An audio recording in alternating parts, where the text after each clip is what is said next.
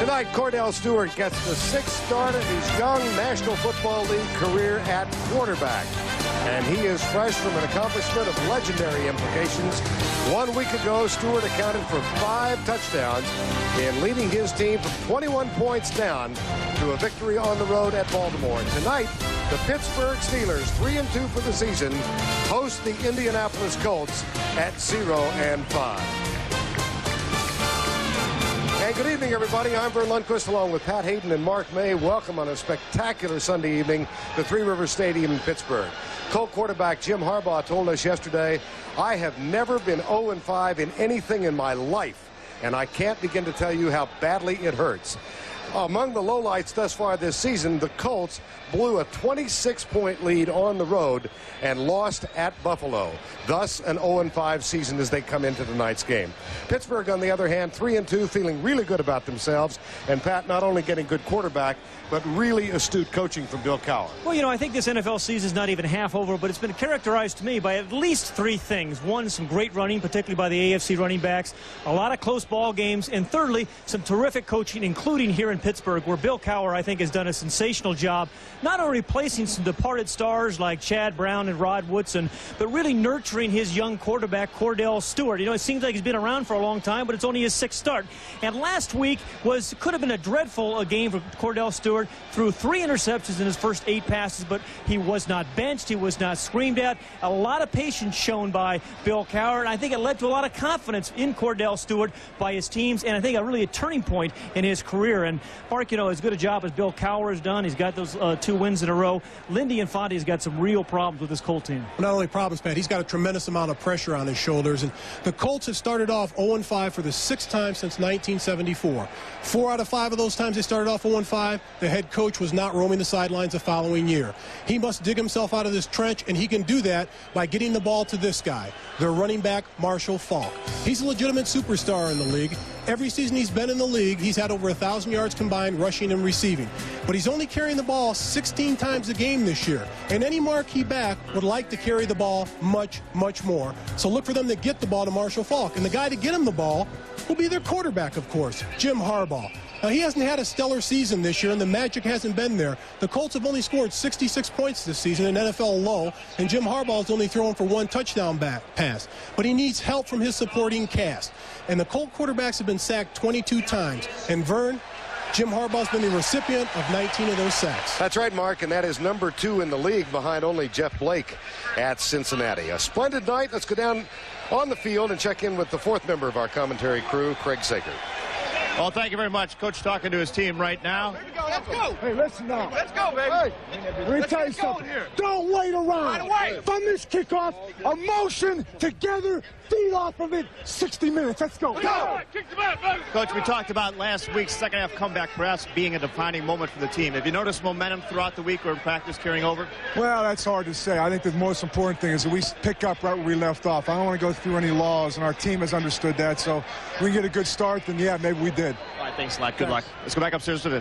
All right, Craig, it's a splendid evening. 73 degrees. The temperature, winds are calm. The humidity is 43%, and the forecast severe clear. This is only the 21st meeting between these 2 teams. The Steelers lead the series overall 16-4, and the Colts have made 10 previous trips into Three Rivers Stadium. They have yet to win here. Their last victory here was in 1968. Lindy Infante. The team started off 4-0 last year in his first season as head coach of the Colts. Overall, his record now 9-12, and he said, "We are desperate for a win." Pittsburgh won the toss. Chris Kardaki will kick off for the Indianapolis Colts. 2 touchbacks out of 20 kickoffs thus far this year. Will Blackwell had a 97-yard kickoff return for a touchdown to open the second half last week. This one taken at the 6. Blackwell to the 25-yard line.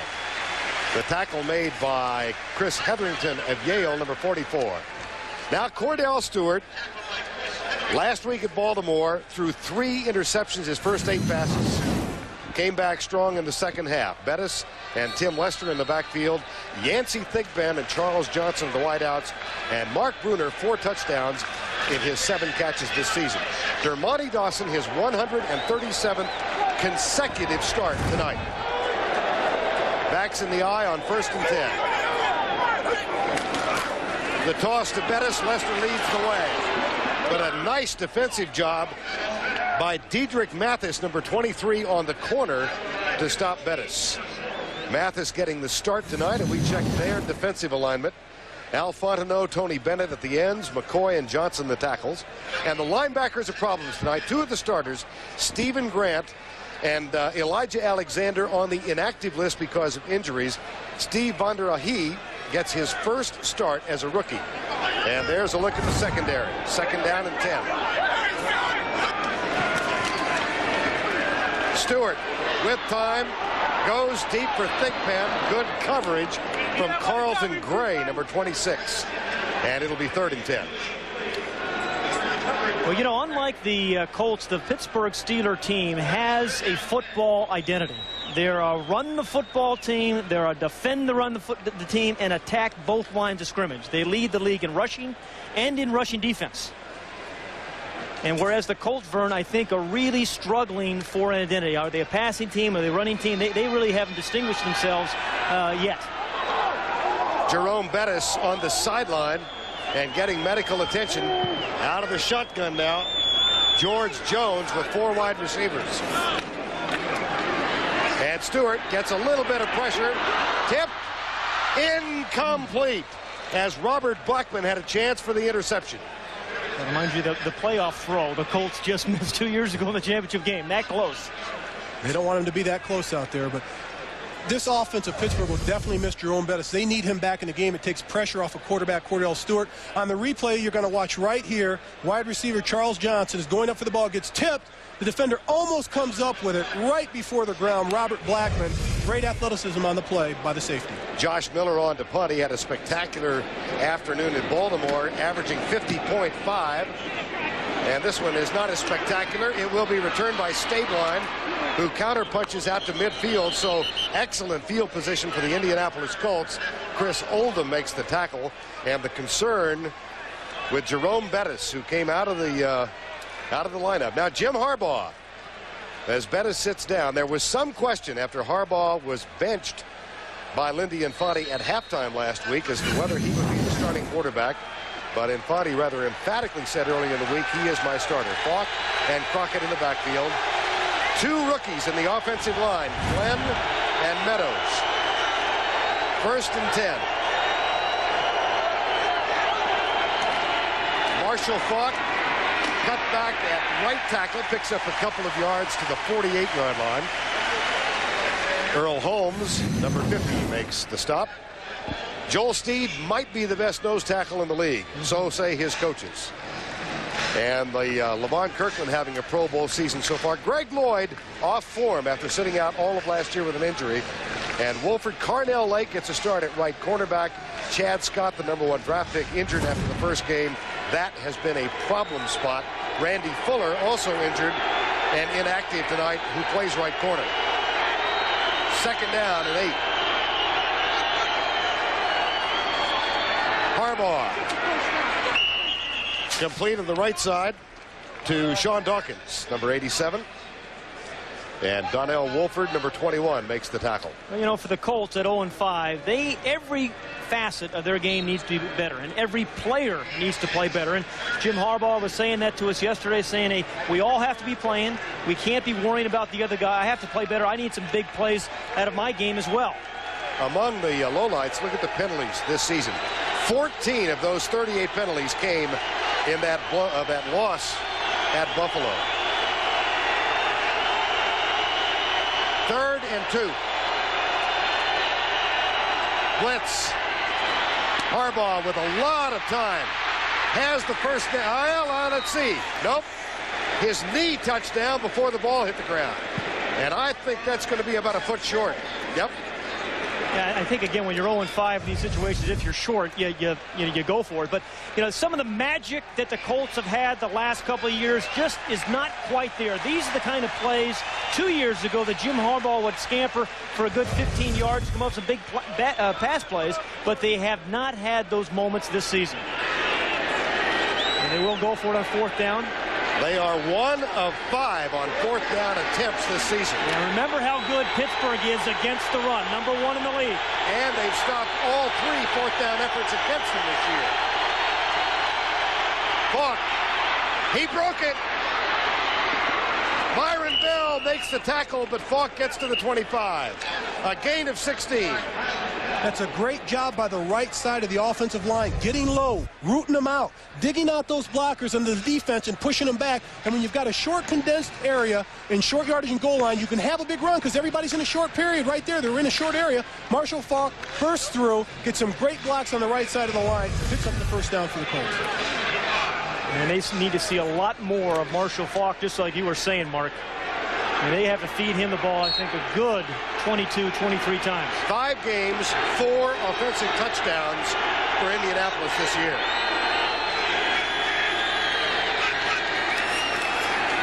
Harbaugh, left side, caught by Dawkins for a 4.5-yard gain. And the clock continues to run. Kordell Lake up to make the tackle. Really not a big adjustment for Kordell Lake. Ordinarily a strong safety, but in 1995, the Super Bowl year when Rod Woodson got hurt, he moved out to Woodson's corner on the left corner. This year he's been playing more and more man-for-man coverage in the nickel situation. As talented and versatile a strong safety as there is in the league. Falk breaks the huddle, goes out wide right.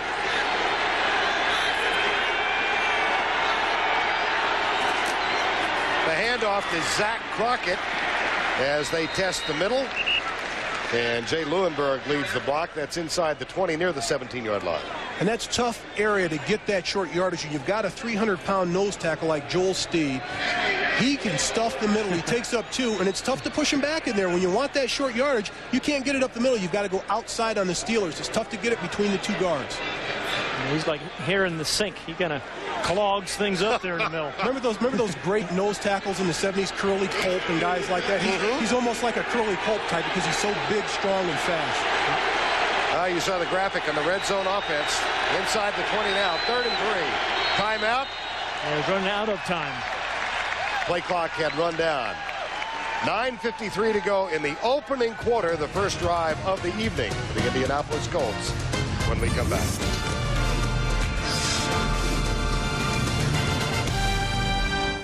All across on TNT is brought to you by Jiffy Lube, the nation's #1 provider of vehicle preventive fluid maintenance with over 1,400 locations ready to serve you conveniently every 3,000 miles.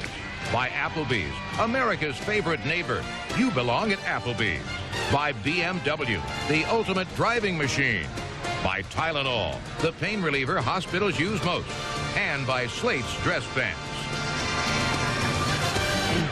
Jerome Bettis on the Pittsburgh bench. We'll get a report shortly. He came out after 1 run, but I think he's telling us he's just fine. The bus. Get on the bus. In the meantime, Bill Cowher's concerned his 3rd down defense. Awful. Pittsburgh has given up 52% of 3rd down plays through the early part of the season. It's dead last.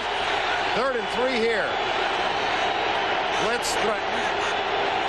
Only 4 are coming. Harbaugh has a wide open Marvin Harrison.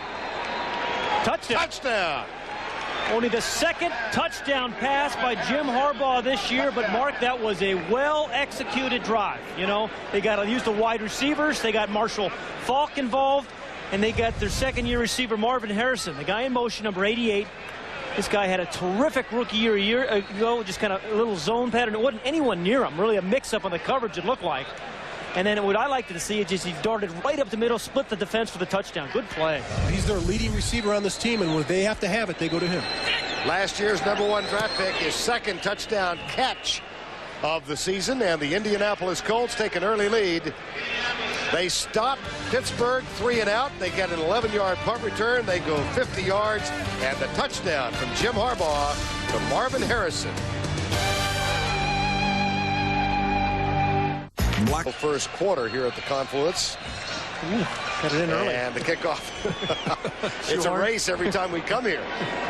This one taken by Mike Adams, number 86. And Adams, the rookie from the University of Texas, gives Pittsburgh terrific field position by moving it out across the 40 near the 45. Damon Watts with the tackle, a 35-yard return. Now let's take a look at the Foot Locker scoring drive as you look at Marvin Harrison with his second touchdown reception of the season. This one from 18 yards out. Jim Harbaugh 3 of 3, a 50-yard drive that took 4 minutes and 8 seconds. That was a good drive. A little bit of everything. A little run, a few short passes, and a very good run after the catch by Marvin Harrison. Not only that, Pat, I like the way they mixed it up on first down by getting the offense and throwing the ball on first down, and that really set the tone for the offense against the Pittsburgh defense because they're their #1 rush defense in the NFL, and when you mix it up on first down like that, it really confuses the defense. Leafon Flowers comes over to the bench with an injury, and let's check on Jerome Bettis' injury. Here's Craig Sager. Well, Verne, during introductions, Jerome Bettis was the last one through the tunnel, went through sideways, then sprinted the end zone, had his adrenaline flowing. Then in the opening series, had the wind knocked out of him. Nothing serious. In fact, he was over joking on the sidelines, telling our cameraman that he'd be all right, just temporarily lost the wind. Well, it had to be a tractor trailer to knock the wind out of a bus. You know who it was? It was the quarterback. That's the thing he's not going to live. The quarterback. Oh, no. Yes. Diedrich Mathis is the guy who hit him. All 180 pounds. You think that'd be like a bug hitting a windshield when you're hitting Jerome Bettis. From the 41 now, first down. And Bettis back in the lineup. Kordell Stewart under his center, Dermontti Dawson. And Charles Johnson in motion. Kordell Stewart finds Courtney Hawkins, number 88, for the reception, and the middle linebacker, Scott Vander Ahe. You know, Verne, Verne, you know, you get so caught up in Kordell Stewart's capability for the big play, you think there's a lot of routine plays that quarterbacks must make game in and game out.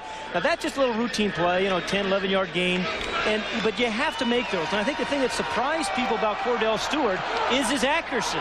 He's completing 58% of his passes. Well, that was the knock, and Bill Cowher talked about that with us yesterday. It's an 11-yard gain. Here is Bettis, and the bus is hit by Tony Bennett. Fumble, and who got it? Colts. They already signaled. Yeah, they signaled already, which is a little bit early. This game has gone just, you know, the Colts have to do everything right to win this ball game tonight. Their opening drive, they go down and score a touchdown. Their defense almost intercepted Kordell Stewart the first series, and then they recover a fumble on the second series. Not only that, Pat, this team is not afraid of the Steelers. They ended their season here the last 2 years. They've got something to prove, not only to themselves, but the nation, that they could be on Sunday Night Football and show the world that they're just as good as anyone. And they got the ball 52 yards away here. 7-0 Colts. Let's go back and take a look at Tony Bennett. And watch Tony Bennett right here. He's going to slip inside John Jackson, the left tackle. Now, he's one of the smallest defensive ends in the NFL at 250 pounds, but he beats him inside, gets his hand around Jerome Bettis, strips him of the ball, and watch number 52, Steve Morrison, come up with a fumble for the Indianapolis Colts. That's great hustle defense by this team. Tony Bennett, who had those terrific seasons in Green Bay and then got into a contract hassle, decided to leave his heart in Packerland. I know. No, that's a shoehorn if I've ever heard of it. I got led into it. Yeah. Harbaugh 3 for 3 so far. Make it 4 for 4. As his tight end, Marcus Pollard, number 81, makes the catch. Pollard starting tonight because Ken Dilger out for the second consecutive week with a hamstring injury. That's, again, part of the reason they're 0-5. Missing guys like Ken Dilger, Sean Dawkins, one of the other wide receivers, has been hurt some of this year. And, again, the biggest thing is they haven't gotten those big, dramatic plays from Jim Harbaugh. He loves to drop back deep, then scramble through the rush, break out to the outside, and come up with big plays. Gain of 18 on the last one. 1st and 10 from the 36. Draw play. Zach Crockett, about a yard and a half. Down to the 35. And Earl Holmes, number 50, makes the stop. And all 246 pounds of Earl Holmes. I tell you, you know, maybe Greg Lloyd's not having the year he's had in the past, but these inside linebackers right in here, Earl Holmes and Levon Kirkland do one heck of a job. Have all year. That's the biggest reason they're the #1 rated run defense in the NFL. 2nd down and 9. Dawkins and Harrison both go flip to the right side. Timeout called by Marvin Harrison. That's their second already. Yep. You know, with and a flag flies as well, Pat. Yeah. And Lindy has the right to be upset. You know, with his communication with the helmet, you shouldn't be having the problems with the clock. The quarterbacks.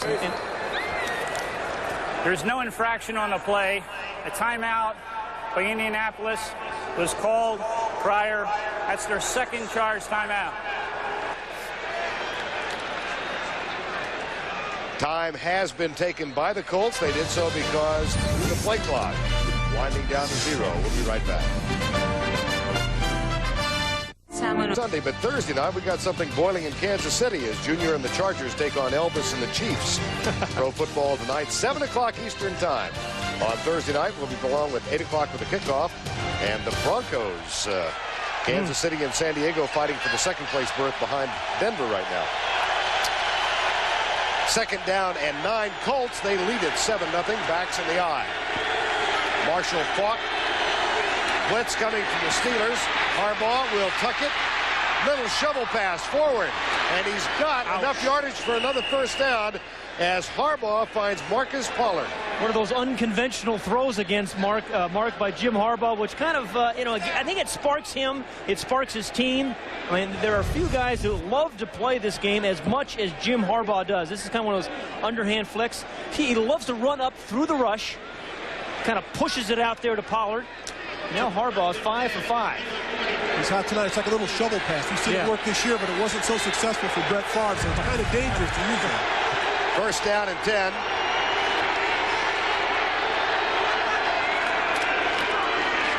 Marshall Faulk tries to bounce outside, skips out of a tackle, and moves inside the 20. At the, well, make it the 20-yard line out of bounds. That's what a healthy Marshall Faulk can do for you. It looks like he's going to have no gain at the line of scrimmage, bounces it to the outside, moves it around the tight end, and turns it up for positive yardage. They need that out of Marshall Faulk. If they're going to win games this year and be successful, they need him to carry the football. That's his third carry for 22 yards. He could be off to a 100-yard game, and he's only had one 100-yard game in the last 30. Well, missed 3 games and was hampered all of last year with a dislocated toe. Told us yesterday it's fine. That's not the problem. I think he'd like to run the ball more. That's part of the problem. He gets it here for a gain of 1. You know, the really good teams in the National Football League, and I think Pittsburgh's one of those patient running teams. I mean, you can't give up on the run. You got to give Marshall Faulk the ball in the first quarter. You got to give him the second quarter, and not forget about him in the second half. In a close ball game last week, they only ran the ball 8 times. And he is one of their weapons. If they're going to ever get out of the wilderness, they got to give him a chance to have some of those big plays. 3rd and 5 here at the 19. Double tight end set. Harbaugh, quick set, tipped in the line, incomplete. Pass intended for Faulk, and a Steeler got a paw up. There's Kevin Henry. And one of those unsung defensive linemen of the front 3. I always think about their linebackers. Number 76 is Kevin Henry. He's had a real solid season thus far. And with all the short passing going on in the NFL, you get your hands up. A lot of times you can tip balls away. Saw it happen to Steve Young today. Boy, he got flipped on his back by Doug Weidel. And he is still down. You can understand it. As an offensive lineman, Pat, once that guy leaves the ground and goes up in the air, it's fair game. Yeah, then he gets his arms down the next time. You get yourself on the highlight film on Monday if you win the game, if you can throw him on the ground like that. Kevin Henry being assisted to his feet. Orpheus Roy will be the backup. And, of course, the field goal defensive team is on for Pittsburgh now as Kerry Blanchard getting ready to try a field goal. Blanchard, a Pro Bowl kicker a year ago when he hit 26 of 30. Missed his first 3 this season, all 3 in Miami, 42, 48, and 52 yards, but has now hit 10 in a row. So typical of so many guys who finally make it in this league as place kickers. He bounced around 3 different teams before he finally got a shot with the New York Jets. And was in the Pro Bowl a year ago. That's 11 in a row, and he has now kicked a field goal in 20 consecutive games. As Kerry Blanchard. And let's go back and take another look at an overlooked part of this game. Everybody takes these things for granted. You know, we've seen in the NFL this year so many block kicks, an extra point, a perfect snap there by Branford Banta. The hold by Gardaki gets the laces away. That makes it an awful lot easier for the kicker. But, you know, I think you take those things for granted. You take a simple completion for granted. A lot of things have to go right for extra points and field goals, and it starts with Bradford Banda's snap. 37-yard field goal for Kerry Blanchard makes him 11 of 14 for the season. And it increases the Colts lead to 10. Our overhead shots tonight, courtesy of the Goodyear Blimp Stars and Stripes, based in Pompano Beach, Florida. At the controls is pilot Dan Thomas. And manning the camera, Bob Rosedale. How do you know which one's from Pompano Beach and which one's from Akron? I'm still trying to figure out the logistics of why the one from Akron wouldn't come to Pittsburgh. I was trying to figure that out myself. It's a lot shorter distance from Akron to here than where's the money to here. It was where I went to school. Yeah, no blimp shots there. Those are the real things. If that's a blimp shot, I want that camera. Harbaugh chats on the sidelines. Nice start for Jim Harbaugh. Yeah, well, for their whole team. Defense has played well. Special teams has played well. And Jim Harbaugh's played well. George Jones, Mike Adams are back. Will Blackwell not out there. We'll check and see if there's an injury involved. Here is Mike Adams, who takes a pop in the helmet. Oh, my goodness. Carl Powell, I think, on that, yeah. This is an emotional 0-5 team, so Lindy Infante has his guys ready. But Jim Harbaugh, here's the hit. Good special teams. We said that it's a third of the ball game. A good offense and good defense by the Colts, and an emotional team. And I think sometimes that's the hardest thing to do when you're 0-5 is keep your team up. Well, and I think of what happened. Mike Holmgren was so afraid to go into Chicago today with the Packer team because of the 0-6 Chicago Bears, and almost lost that one. Yep. Came down to a 2-point play. Here's Bettis up the middle. And Jerome Bettis rumbles out near the 29-yard line. And that's Jerome Bettis at his best, running between the tackles through the middle of the field. He takes so much pressure off the quarterback when it's 2nd and 4, 2nd and 3, and he's a big back that can do that. He's the best in the NFL at picking up yardage on first down. Scott Vander Ahe makes the tackle, and it's 2nd down and 3.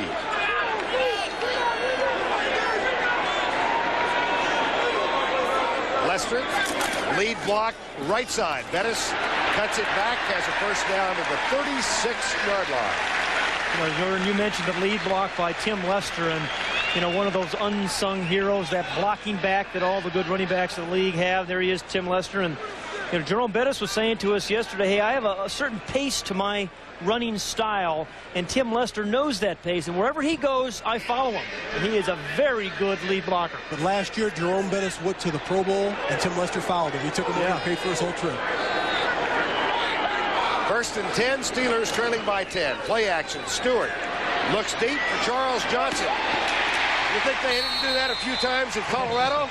Boy, what a timing play from Kordell Stewart to Charles Johnson, the Boulder connection. And this is the type of dimension that they love to have Kordell Stewart do, sit in the pocket. This is something that he isn't very comfortable with, but they've worked with him with this, and he's gotten better each week. And this is an accurate throw and a great route by Charles Johnson. There's nothing prettier than that. Yeah, another one of those routine plays we're saying. And, I think that it's a fine line. They want him to stay in the pocket, but they don't want to thwart his running ability either. He's not a scrambler. He's a running threat.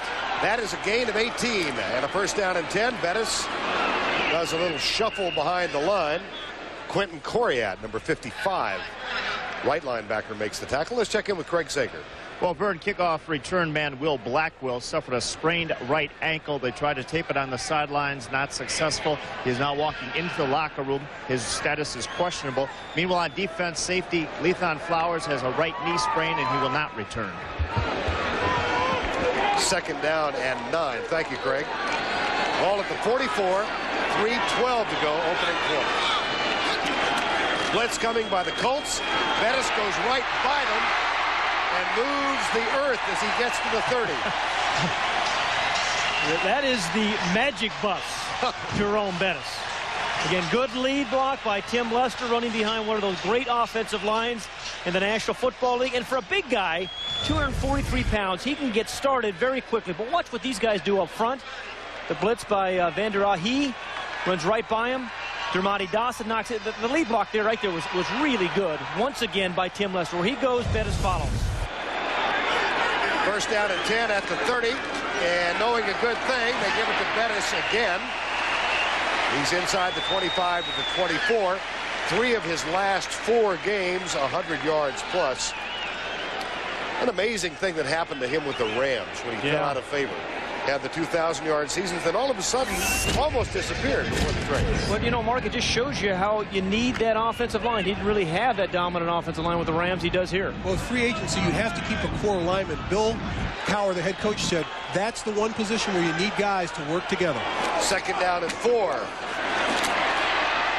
They're going to work Bettis a little bit here, down to the 21. They're massaging that defensive line, as we used to say. They're pushing them back. When you look at the left side, you've got Big John Jackson, 300-pounder, Will Wolford, a 300-pounder. They're going against 2 small ends and tackles that are 295 pounds and 250 pounds. So when you get Jerome Bettis at 250, he's going to push them all down. Look at this. You've got this experience on that sideline. That's 30 years of NFL experience from center, left guard, left tackle. And Dermontti Dawson with 5 Pro Bowls on the positive side of his resume.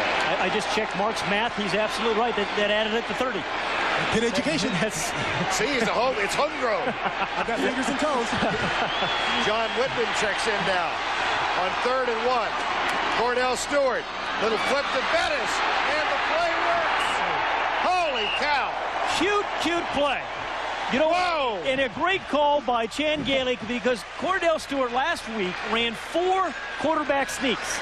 And it looked, at first, it was like it was going to be a quarterback sneak. He steps back, looks like he's going to jump over the line, then flips it out to Jerome Bettis. Soft hands by the big fullback.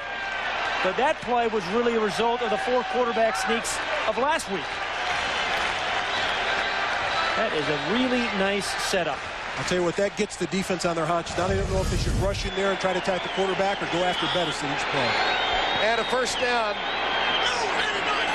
for the Steelers. Johnson starts in motion. Stewart across the middle, knocked incomplete at the 10-yard line by Scott Vondrahe. 6th-round draft pick out of Arizona State. Vondrahe is a Californian and called into duty. Actually came in as a substitute last week and had 9 tackles. Played pretty well. You know, and Jim Johnson, defensive coordinator, said, hey, we think he may develop into be like a Zach Thomas. He's got great speed and has a knack for getting around the ball. Look at what Pittsburgh has done inside the 20. 13 touchdowns and 17 possessions. Bettis inside the 10 to the 9. You know, I think that inside the 20, the red zone production really is because of that man. I mean, he's very difficult to defend in any area of the field, but down here, I think it becomes even more difficult. He's had 6 rushing touchdowns.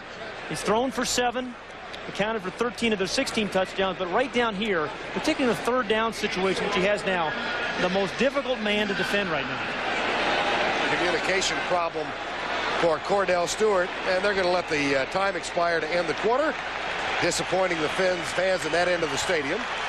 And they will take the 90-yard walk, and when we come back, 3rd and 6 at the 9. Good ball game in Pittsburgh, PA.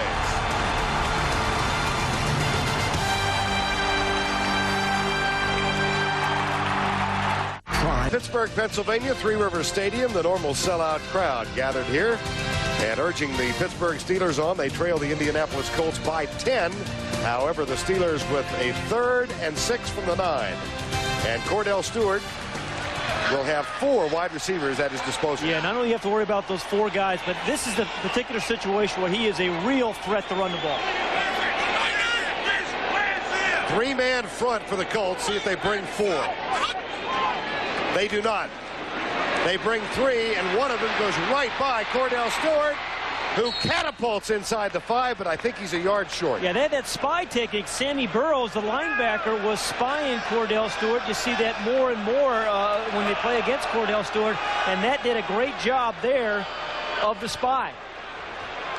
Comes in for that very specific reason. He's right here, number 53. See, it's like one-on-one basketball. He's got Kordell Stewart all the way. Fights off the block of Dermontti Dawson and did a great job of making an open field tackle. So the spy technique utilized by Jimmy Johnson, the defensive coordinator with the Colts, and it works. Now Norm Johnson, only his 6th field goal attempt of the year. This one is perfect. 23 yards out. Tom White is our referee tonight. And Johnson gets the Pittsburgh Steelers on the board for the first time. 10-3, Colts lead.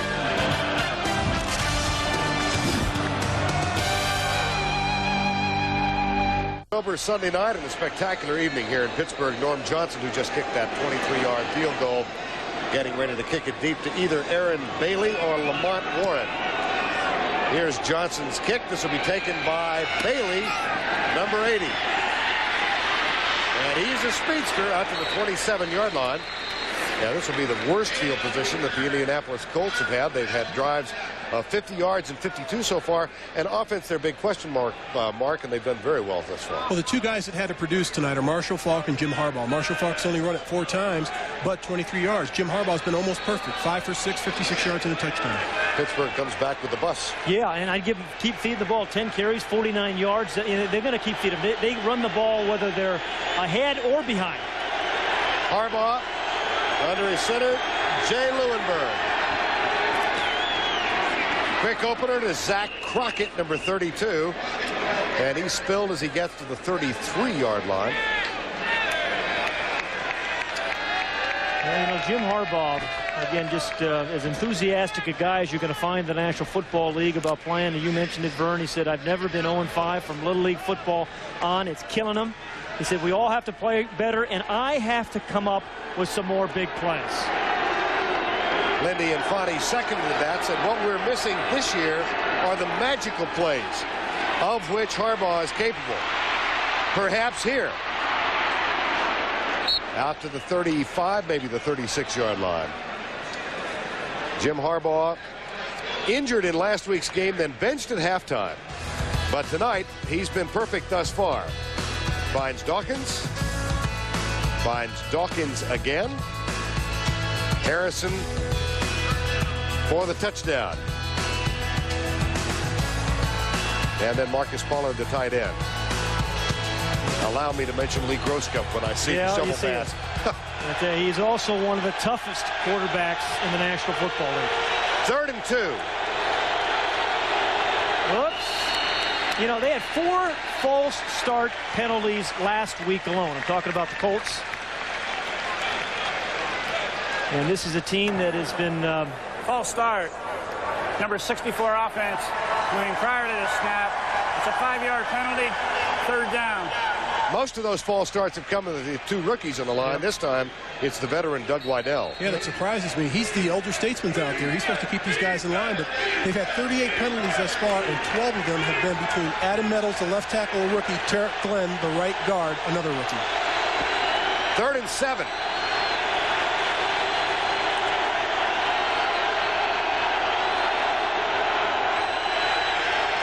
Here come the Steelers. Harbaugh across the middle. Nice timing pattern.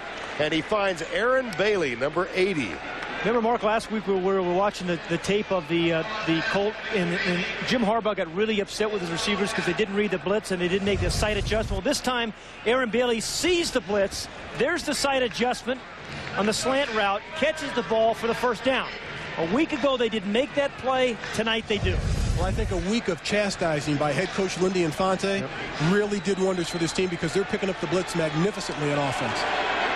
Harbaugh, Bailey collaborated on what might have been one of the more memorable plays in the history of the NFL here 2 years ago. The non-Hail Mary. There's a pass that Marshall Faulk couldn't grab. Remember, Jim Harbaugh was talking about last night. Even every time he goes into the stadium, they still think about what could have been, and saying, you know, had that pass been completed to Bailey, we wouldn't see it every week on the highlight films, and played like the catch. You know, San Francisco's the catch, and the immaculate reception, which took place in this arena. And how long ago was that? That was 1972. 25 years ago. Amazing math. That's at Southern Cal education, Mark. Wait till you see my Texas Lutheran geopolitical expertise to use. Here's another incomplete pass. Marvin Harrison, it's incomplete, and it'll be 3rd down. Tomorrow night at 8 on TNT, watch WCW Monday Night Nitro Live. Tuesday at 8, see Steven Seagal in Above the Law. And Wednesday night at 8, see Gene Hackman in Uncommon Valor. Coming up after the Mercedes postgame show, watch Al Pacino in Serpico. 3rd and 10.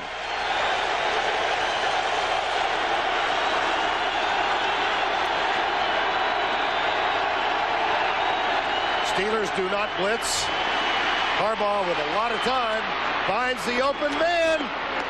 First down at the 49-yard line. It's Bailey again, a gain of 13. I tell you, that was great pass protection, Mark. Jim Harbaugh had way too much time in the pocket to get rid of that ball. And it was the offensive line, Pat, that did a great job of not shutting off the clock. Tony Mandrich gets spun around and comes back and still puts his hands on the defender to keep him off of quarterback Jim Harbaugh. They need a lot more than this to be successful. They need this every down, this type of effort. Yeah, you're right. They all have to play better every single down, and they are playing as well as they played this year tonight. And this Steeler pass defense has been a problem this year. They're 29th in yardage given up, 278 a game. First and 10. Toss to Falk. Good block around the corner. And he is out of bounds at the 41.5-yard line.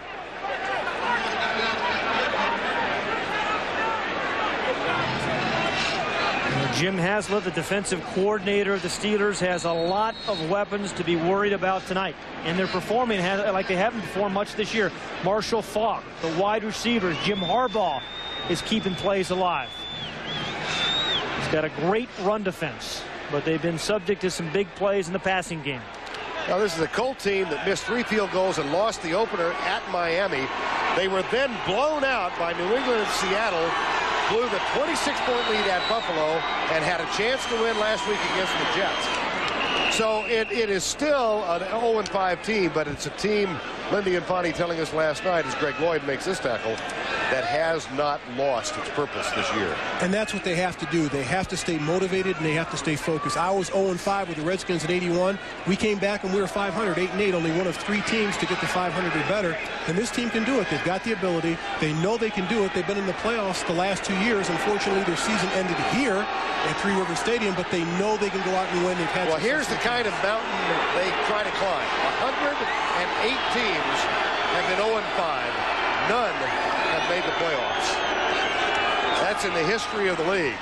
Harbaugh, Crockett drops it. That's another drop as Myron Bell, number 40, got there to do the defensive work. I tell you, Jim Haslett, the defensive coordinator for the Steelers, has a lot of good tacklers in this secondary. Myron Bell being one of them. He's playing strong safety now as Carnell Lake moved over to the corner. I mean, Darren Perry's a good tackler. Myron Bell's a good tackler. Donnell Wolford. But their safeties in particular. And, you know, they've got lots of guys playing in different positions. But, boy, they make a lot of open field tackles. Lamont Warren in the lineup. He is wide to the right. Dawkins and Harrison split to the left. And they hand it off to Crockett, who tests the middle and finds enough yardage to get to the 33-yard line. Zach Crockett, third-year man from Florida State. And Verne, Marshall Faulk comes trotting back onto the field. And Mark, you were saying, hey, they have to get him the ball. He has 6 carries tonight. He's averaging 6 yards a carry, and they have to keep feeding him the ball. Be patient with that run. Give Marshall Faulk a chance. 3rd and 7 here. Colts 3 of 5 so far tonight on 3rd down.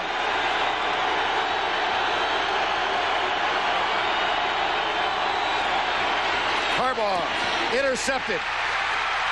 Picked off by Donnell Wolford. He gets a block as he heads down the right side and is out of bounds at the 37-yard line. A 34-yard return. And those are the type of plays that they expected out of Donnell Wolford. They signed him as a free agent from the Chicago Bears. His 3rd interception of the year. They lost Willie Williams last year at one corner. They lost Rod Woodson, a potential Hall of Famer, at one corner. But right here is a great play of reading the quarterback, intercepting the ball, and taking it down the field.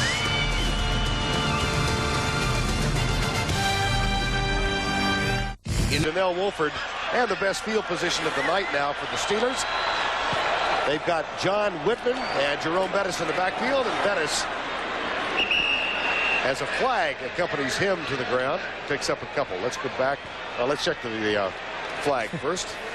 See Mark Bruner throw one of the guys a shoe on the Colts. Just kind of tossed him a shoe. Option obviously resting with the Colts. Here's Tom White. Holding. Number 65, offense, 10-yard penalty, first down. That's John Jackson. It'll go 10 to the other direction. You know, this is the interception. Watch Donnell Wolford read the eyes of Jim Harbaugh. I mean, it looks like he's running the slant route. I mean, that's good scouting, that's good reading, that's good reaction by Donnell Wolford. And then the eyes of Jim Harbaugh. You know, you're not going to fool guys too often. You kind of, you know, he had that slant look in his eye the entire way. Wolford picked it off.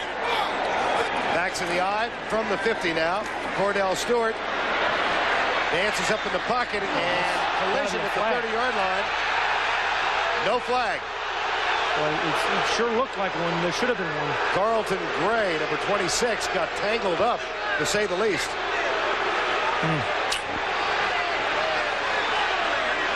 And Gray is the injured man at the 30.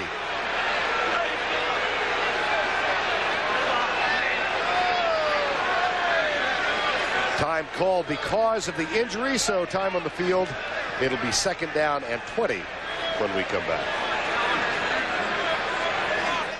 Sean, the Wrangler halftime report is on the way. There, we'll take a look at no-huddle highlights. A bizarre finish for the Packers and Bears, a second-guesser's delight. Plus the shakeout in the AFC East. We'll see you then. All right, Vince, a spectacular October evening Sunday night. Indianapolis with a 7-point lead. It's 2nd and 20. Johnson comes in motion. Blitz coming by the Colts. Stewart to Johnson. They hook up again to the 30-yard line. Let's not forget that this is Kordell Stewart's 6th start as a quarterback in the National Football League. Now, he played 2 years previous as a wide receiver, and that gave him great confidence and his teammates confidence in him because he made plays as a wide receiver. But that is a major league throw. That seam route to the wide receiver down the middle. It takes a strong arm, which he has. He's maybe the only quarterback in the league with a 70-yard arm and 70-yard feet. That's a gain of 30 and a first down at the 20. Here's Stewart coming to the left side from Yancey. Thigpen shakes one tackle and squirms down to the 6-yard line. A gain of 14 for Thigpen. And that's what the Steelers need out of Yancey Thigpen. 2 years ago, he set a Steeler reception record of 85 catches and over 1,000 yards.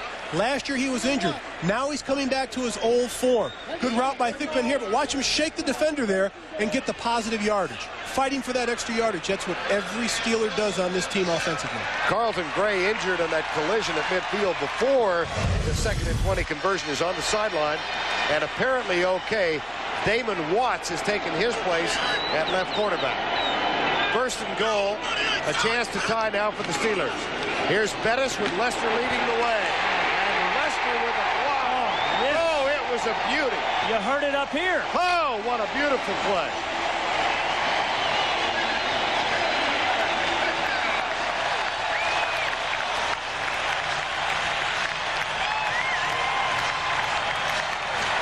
It is an often underappreciated art, the art of blocking, but watch Tim Lester. Yeah, he is the number 34, you know, the wick to the candle.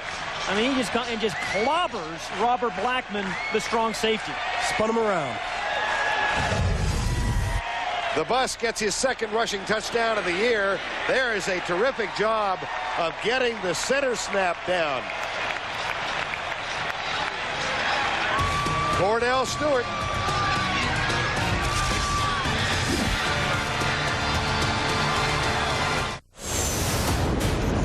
Your Blimp Stars and Stripes providing the coverage from overhead tonight on this spectacular evening. The Blimp tours throughout the U.S. and Canada on an average of 5 months each year. 73 degrees, calm winds, clear skies. A wonderful night. Here's Norm Johnson's kick. Aaron Bailey at the 6. Bailey out to the 27-yard line in a tie game. Well, Jerome Bettis gets his 2nd rushing touchdown. Bettis is called the Bus, and what has he done so far this year? First game against the Cowboys, 63 yards. Against the Redskins, 134. The Jaguars. Yeah, he's over 100 again. Yeah. The Oilers, no horn, 74. But last week, tell you what, he could use a little WD-40. Yeah. If you carry those 8 bowling balls on the bus with him that he owns. Jerome Bettis. We're tied at 10. Marshall Faulk, his 7th carry tonight, out to the 31. Bettis with 11 carries for 56 yards and a 5.1 average tonight. You know, I think what we were talking about a little bit earlier was make Pittsburgh so unique. They're a run at any time kind of team. They'll run to gain a lead, to maintain a lead, and then actually to come from behind. They did last week against Baltimore. They ran from behind. 30 teams in the league. They are the only team that averages more on the ground than they do in the air. Now, in part, that's because they've had problems throwing the ball in the early part of the year. 10-10 game. 2nd and 5. That's the last oh, timeout. They're out of timeouts. That's their last timeout with 5:37 remaining in this ball game. And again, I don't understand it when you have the communication between the head coach and, because he has 40 plays on his wrist, Jim Harbaugh does. And all they really do is give him a number. It's like 13. He looks down at his armband. He says 13 is the off-tackle play, and so it's surprising that they had to burn 3 timeouts in this situation in the first half. So really, being a quarterback in the NFL isn't that difficult. All you have to do is be able to count from 1 to 40. Well, if you have 50 plays, it makes it a lot more difficult. I'm going to stand back and just listen to this and see in which direction it goes. But, you know, it looks like a silly thing, so what? You're out of timeouts. But, you're going to get maybe one possession with that, minute 13 left, and you really need to save that last timeout for a potential field goal attempt. There is his armband with all 40 plays. And there's Tony Mandrich's arm with lots of other plays on it as well. He tattoos the plays on his arms. 5:37 to go first half. Blitz coming. The handoff is Zach Crockett. LeVon Kirkland says, go the other direction, please. He has the size and speed of the Washington press corps. I mean, this guy is 274 pounds. He's right in here. He's got to fight through some guys and gets a big hunk of Zach Crockett. I'll tell you what, those Steeler linebackers are definitely making their presence felt. 25 tackles by the Steelers, 17 by their linebackers alone. And that's the 6th one by Kirkland. How you keep track of the linebackers' tackles in the course of the game. 3rd and 5.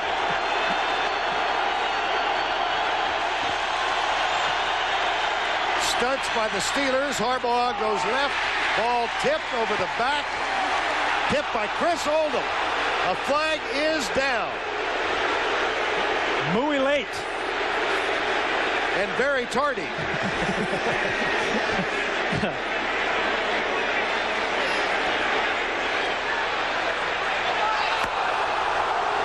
Pass interference.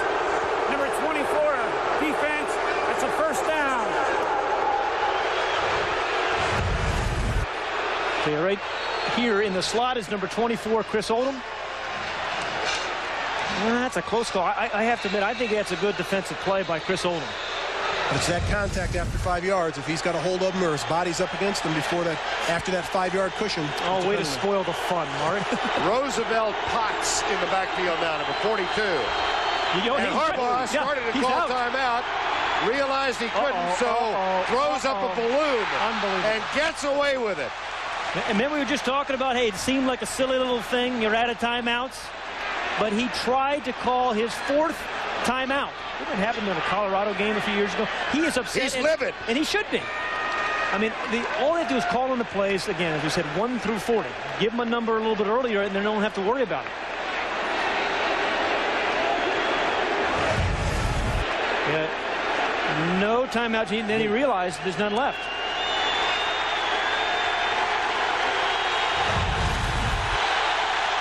.448 to go. The clock did stop on the incompleted pass. Harbaugh, left side, delivers. Dawkins will leave the Colts a yard short. Sean Dawkins, the tackle made by Kordell Lake, number 37. It was Lake who just missed the interception. And Kordell Lake, again, we talked about open field tackling, one of the most difficult things to do in the National Football League. He and Darren Perry, the two, well, he generally plays strong safety, the two safeties, are excellent tacklers. A 3rd and 1 for the Colts. They jumped out to a 10-0 lead. We're notched at 10 here.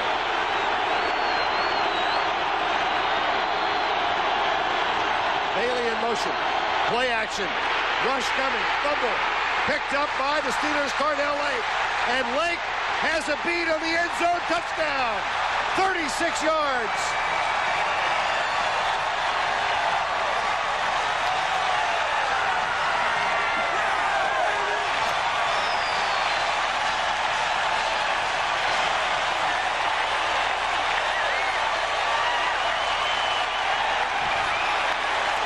Told us yesterday I'm not worried about the move to quarterback, but I will tell you, it makes my blood boil. Comes on the corner blitz. Not only is he a great open field tackler, he has great timing on the blitz. It seems like all these defensive backs in Pittsburgh over the years have timed the blitz well. And they're talking about protection. Another bad snap, and Tomczak gets the hold down. The extra point is up and good. 17 unanswered for the Pittsburgh Steelers. Watch Kordell Lake up here. No one touches him. The offense gets real cute. It's third and less than a yard. Run the ball. But no, Marshall Faulk came too far inside. Couldn't recover back outside to pick up Kordell Lake. Gets in there untouched. It's all over but the shouting from here. There's a lot of fans shouting. Again, the strip, it's not only just the sacks anymore. More and more defenders strip the quarterbacks because they realize that's where the turnovers come. He got a fortuitous bounce and then a terrific play, a terrific finish to the play by Kordell Lake. Fortuitous, would that be lucky? Yeah, something like that, yeah. Stick with me. Stick with me. Jim Harbaugh, who has had some sideline conversations with coaches more emotional than others. Ditka comes to mind. But Harbaugh is really, really upset. Not sure whether it's with Infante, with the coaching, or with the communication system, or what, Pat? The communication certainly is one of them. I mean, sometimes in that blitz, a quarterback has to have a feel or change the protection at the line of scrimmage. But the 3 timeouts, that should not have happened. 2 turnovers the last 2 possessions. Donnell Wolford with an interception.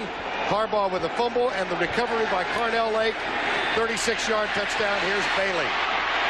Bailey goes, and a flag comes down. Now 2 of them. I actually see 4. 2 on the other far side. Better eyes. 4 out of 7. Tom White.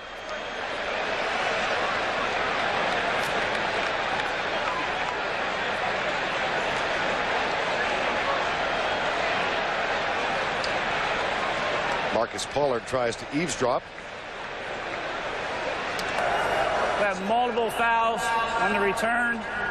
We have an illegal block in the back above the waist, number 40. That penalty is declined. Holding, number 57. That penalty is accepted. It'll be a first down. The first penalty on Ray McElroy is declined. The second penalty, Burt Berry, is accepted. And now, without timeouts, the Colts have it at their own 15. Yeah, and again, here's when you fall behind. You still have to hang in there with that running game. Marshall Faulk, he's got 41 yards on 7 carries, but you cannot abandon the run when you fall behind, particularly when it's only 7 points.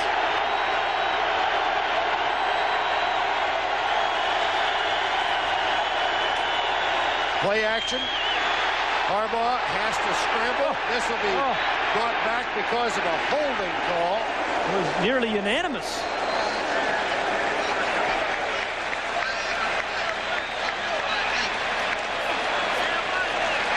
One of the amazing statistics this week I've been reading, Verne and Mark, was, I think that's the 18th holding penalty against the Colts. But their opposing teams have not had a holding penalty against them since the second game of last year. Right. 474 plays coming in. But the Steelers did have one tonight, which broke that string. Number 58, offense. I'll be half the distance to the goal. First down. Jay Lewinberg is called for the infraction. 1st and 17.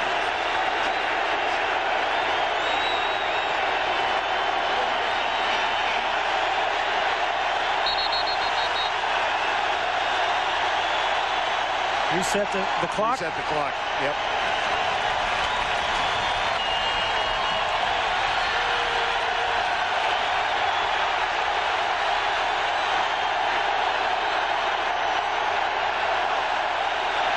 Harbaugh. Handoff. Stuffed. Jason Gilden, number 92, with the tackle. And Pat, this is where the Steelers can really put you in a hole because they've got those linebackers up close to the line of scrimmage. They're going to run blitz, and if it turns into a pass, it'll be a pass blitz. And here's the play. It's a delayed draw to Marshall Faulk. It doesn't fool this Steeler defense. Jason Gilden right there comes off the block of the tight end, Marcus Pollard, and makes the tackle for a loss. Second down and 19 after the Gilden tackle on Faulk. Crockett is the deep back.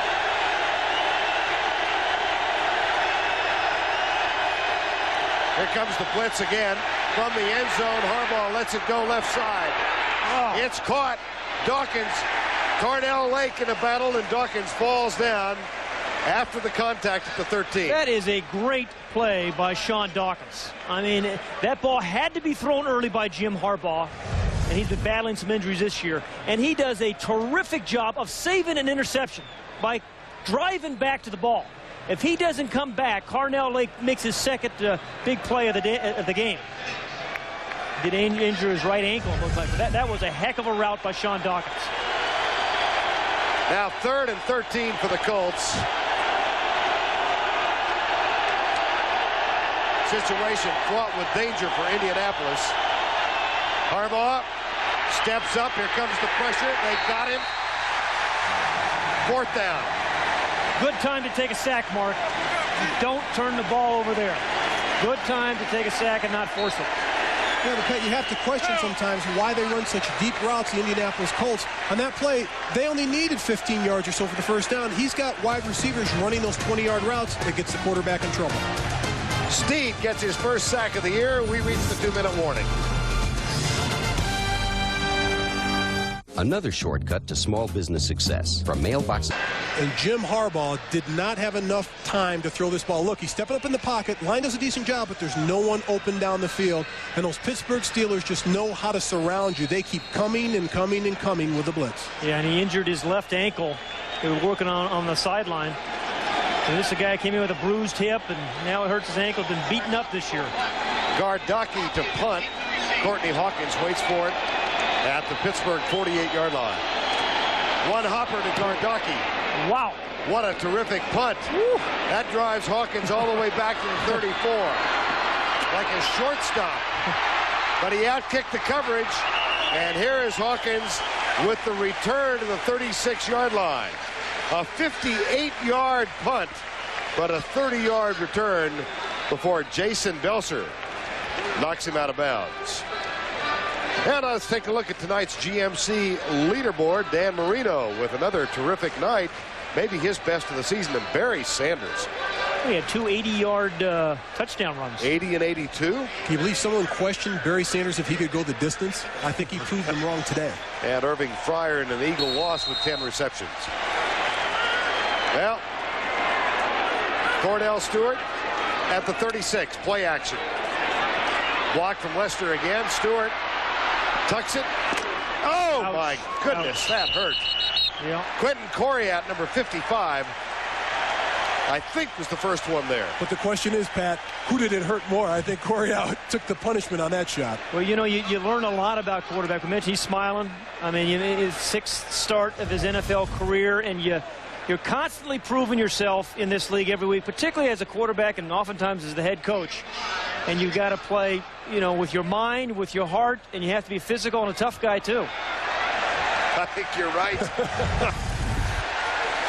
2nd down and 5. Johnson, who's caught 2 big passes tonight, in motion. Stewart, screen pass. Incomplete, intended for Jerome Bettis. Well, we invite you to join Vince, Keith, and Sean at halftime. They'll have all the scores and highlights from the day, as well as a look at that Barry Sanders afternoon, the runs of 80 and 82. 215 yards rushing and 1 touchdown catch today. The highlights coming up on the Wrangler halftime report. Well, again, I think this is where Kordell Stewart has become, in just 6 short weeks, the most dangerous third down quarterback in the league. Because he's just not going to scramble for a first down. He can go the entire way. George Jones in the backfield, 4 wide receivers. Oh, direct snap. They sure did. It goes to George Jones for the first down. You know, Chan Gailey, the offensive coordinator, has done a terrific job. There he is. There's Chan, the offensive coordinator. Terrific job, not only tonight, but this year. I mean, he's brought his quarterback along slowly. They've hung in there with him when he's played ugly sometimes, allowed him to make mistakes. And then he has some unusual plays. Remember the fake quarterback sneak in the first quarter? That time a direct snap to George Jones and, you know, well-executed game plan. And here it is. Kordell carries out the fake, and it goes right up front to George Jones. That looked like Brett Favre. Yeah, that was, all he didn't do was jump pass. Everything but. Now let's check in with Craig Sager.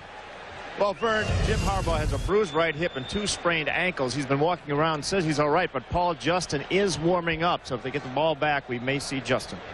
Well, Jim was telling us yesterday about his visit here last year for the wild card game. First play from scrimmage, right? Yeah.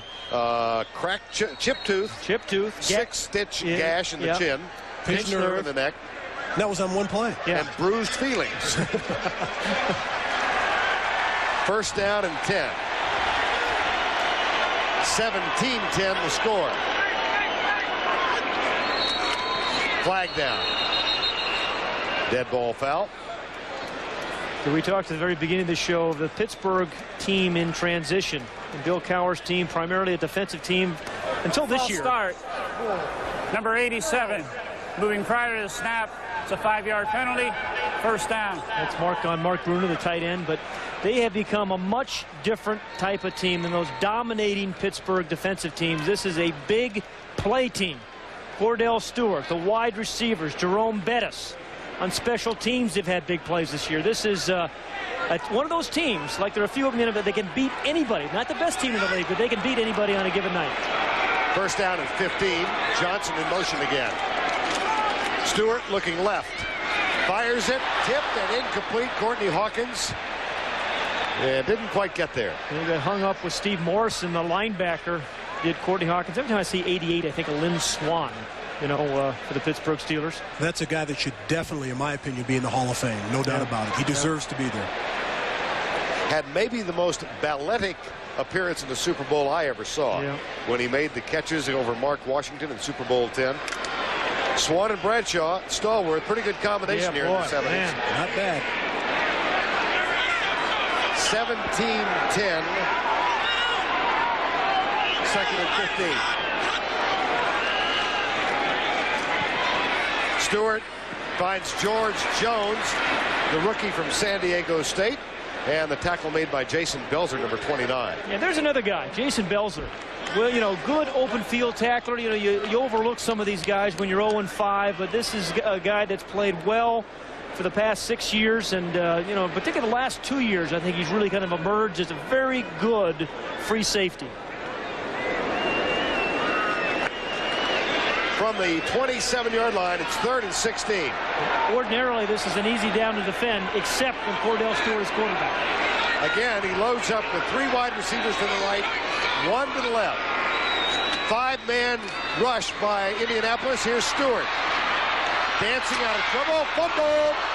Colts recover. Wow. He took a pop at the 23. Yeah, will he get up? Al Fontenot, number 99, and Stewart a little groggy, but he does get to his feet. Yeah, there is a flag down. Yeah, late flag.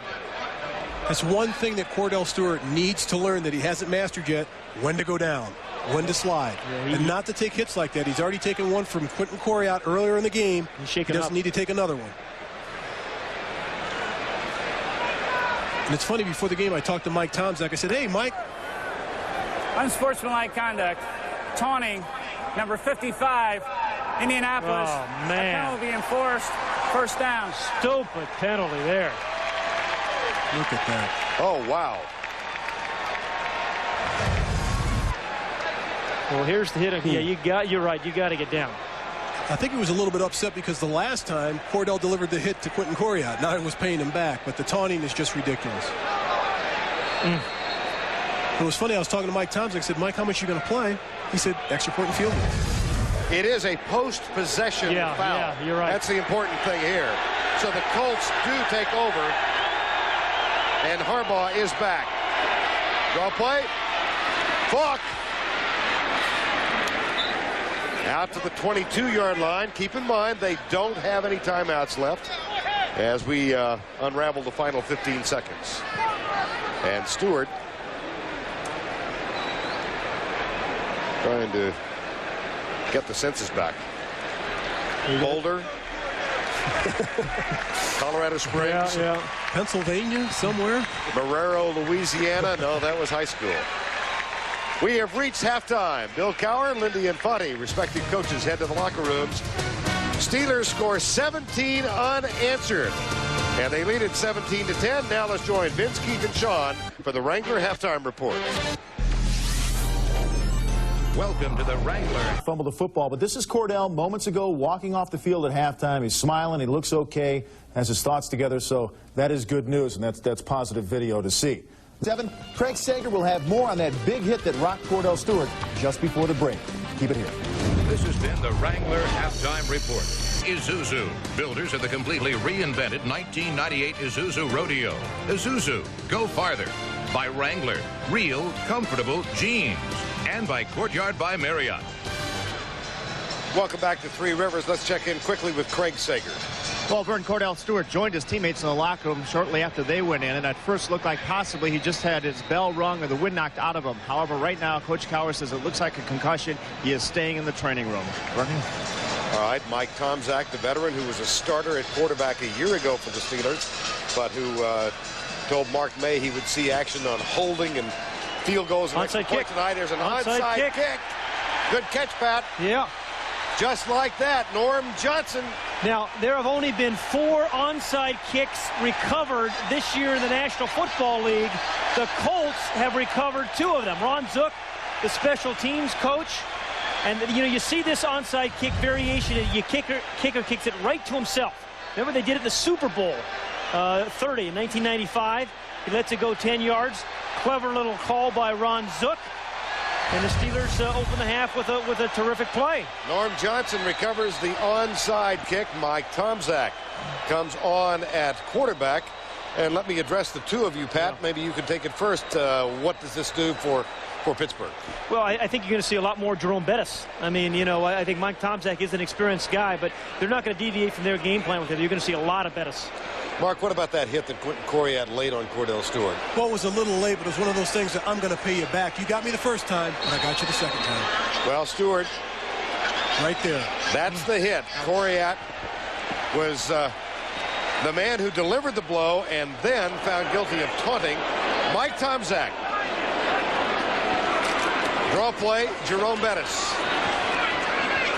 I kind of like that onside kick to open the half. They opened the half of a Super Bowl, I believe, in '95 with that onside kick. And there's Ron Zook. And, you know, about 10% of onside kicks are actually recovered.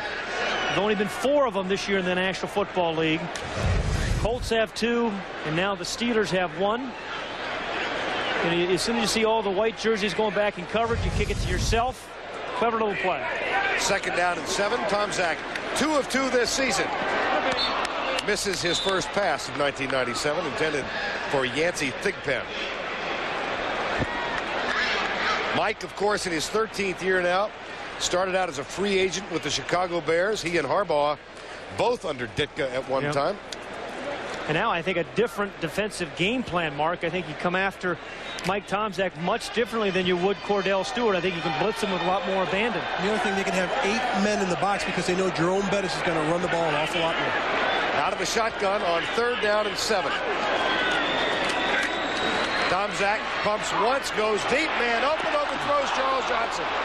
It looked like Charles Johnson may have lost it in the lights. Saw that in the baseball game the other night. Twice last night.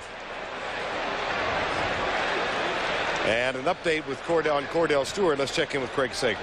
Well, Verne, the Pittsburgh training staff has rejoined the team on the sidelines. Indication is that Kordell Stewart does have a concussion. He's being traded in the training room. We were told he will not be back. All right, Greg, thank you. Josh Miller on to punt, so the onside kick goes for naught, 3 and out. Stabline back at the 10. And that one takes a reverse bounce. The crowd thought there might have been illegal contact in the back. Blow delivered by Derwin Gray, but no flag. Colts hold. They've got the football.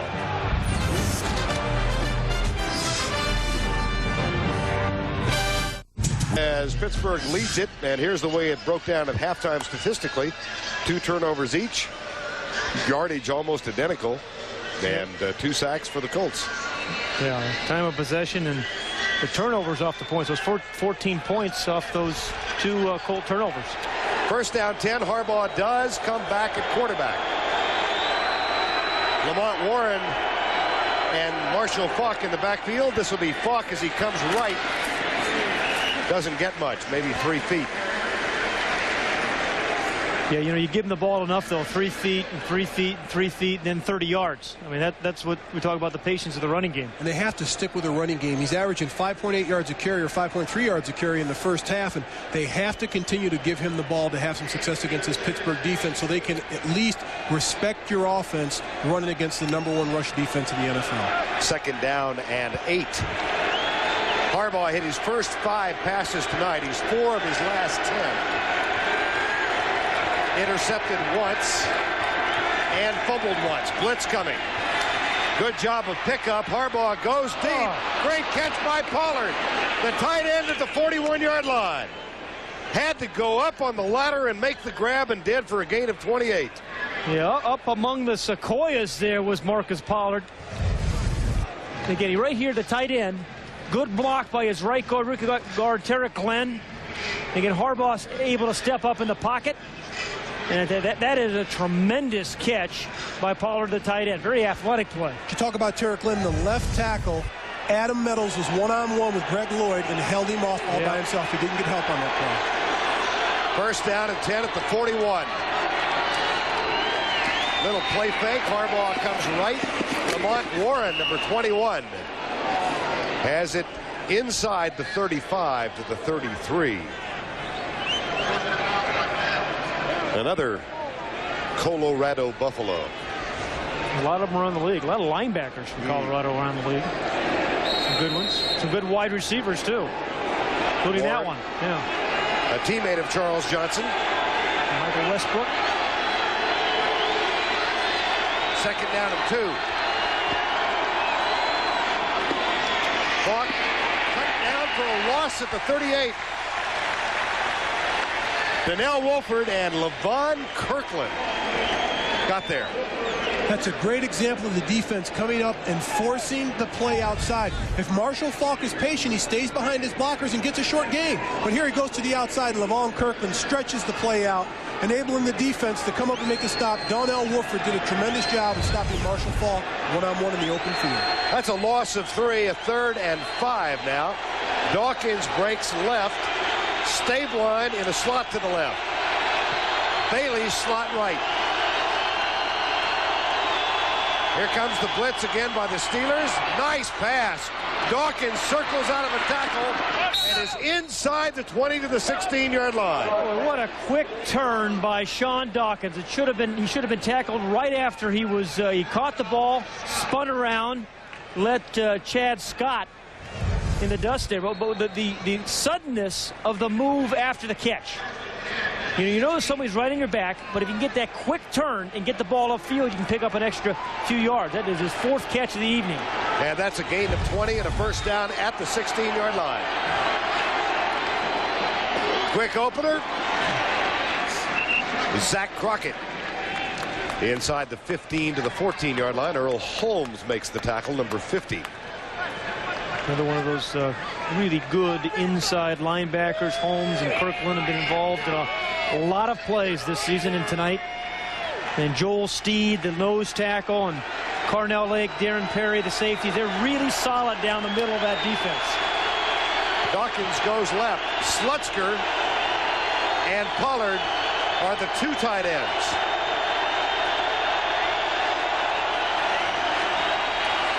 Harbaugh, nice timing pattern. Marshall Faulk out of bounds at the 10-yard line. That'll bring up a third down. What a great job by Jim Harbaugh of putting that ball over the linebacker on that play of Earl Holmes. Outstanding touch on the ball. And you've got Marshall Faulk. He's like a wide receiver coming out of the backfield running a route. Watch this ball gets dropped right there in the breadbasket. Great touch by Jim Harbaugh. It's kind of like throwing that, crumpled up paper in the trash can. That same kind of touch. 3rd and 4 at the 10. Awfully good on third down tonight.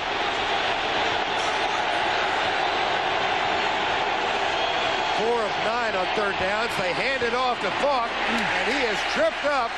Oh, yeah, Kirkland. Levon Kirkland, excellent play. That had touchdown written all over it, but for 274-pound Levon Kirkland. That's a big but for, I understand. But it looked like this thing was going to pop. That is the 8th tackle thus far tonight by Levon Kirkland. And the Colts will have to settle for a field goal attempt. Banta will snap it. Gardocki will hold it. Blanchard, this would be his 12th in a row if successful. It is good. Gary Blanchard, his 2nd of the night, his 12th in succession. And the score has been cut to a 17-13 margin. And the more you need to get a game under your belt, I think once we get the first one, the others will be easier to get. So there's no question that there's a lot of pressure to try to win this football game, each and every one of them. But the farther you get behind, the harder it is to catch up, and the more pressure you end up putting on yourself to try to win football games. This game with Pittsburgh is monumental for us. Well, the Colts scored on their opening drive tonight to take a 7-0 lead, ultimately increased that to 10. Fell behind 17-10, now opened this half on their first possession with a field goal. Here is Mike Adams. And a nice open field tackle at the 22-yard line by Damon Watts, number 36. Well, just listen to Lindy Infante talk about his team. They're not really as bad as an 0-5 team, but it is clear they're not the team that made the playoff, the Super Bowl run 2 years ago. Even the team they were a year ago, they lost a lot of good players and a lot of good leadership. Yeah, Lindy Infante, Mark, said one thing they definitely miss is the vocal leadership of guys like Gene Daniel, Jeff Herrod, Tony Siragusa. Yep. First down and 10. Bettis. And if you just joined us, Kordell Stewart, a concussion in the locker room, injured just before the halftime break when hit by Quentin Coriat, thus the presence of Mike Tomczak. And all 243 yards of Jerome Bettis, the bus, perhaps the largest 300 bowler in the history of the game. Actually had a 300, what do you call it, a round? No, you call it a 300 game. A game. I'm sorry. A round? Well, you did bowling for dollars. I didn't. Oh, that's a shoehorn. No. Second down and 9. Here's Bettis out to the 27. Well, he said he started bowling when he was 7 years old. That was his little league. Yeah. Jerome grew up in Detroit, didn't play high school football till he was didn't play football till he was in high school. And 3 years ago it was in Muskegon, Michigan. He appeared as a celebrity in a Pro-Am, Pro Bowlers Tour event, and he actually bowled a 300, which is a remarkable achievement. Was he the pro or the celebrity? No, he was definitely the celebrity. Yeah. He said it was the biggest athletic achievement of his life. And the most pressure, that last frame. 3rd and 6. Left side, Johnson. It's the Tomczak Johnson connection for the first down. Don't you just love to see Jerome Bettis with a bunch of those polyester bowling shirts with Bettis written on the back? Bettis butt stop. Player down. And it is Johnson. Medical staff back on the field. They've already lost Kordell Stewart tonight. They do not want to lose Charles Johnson.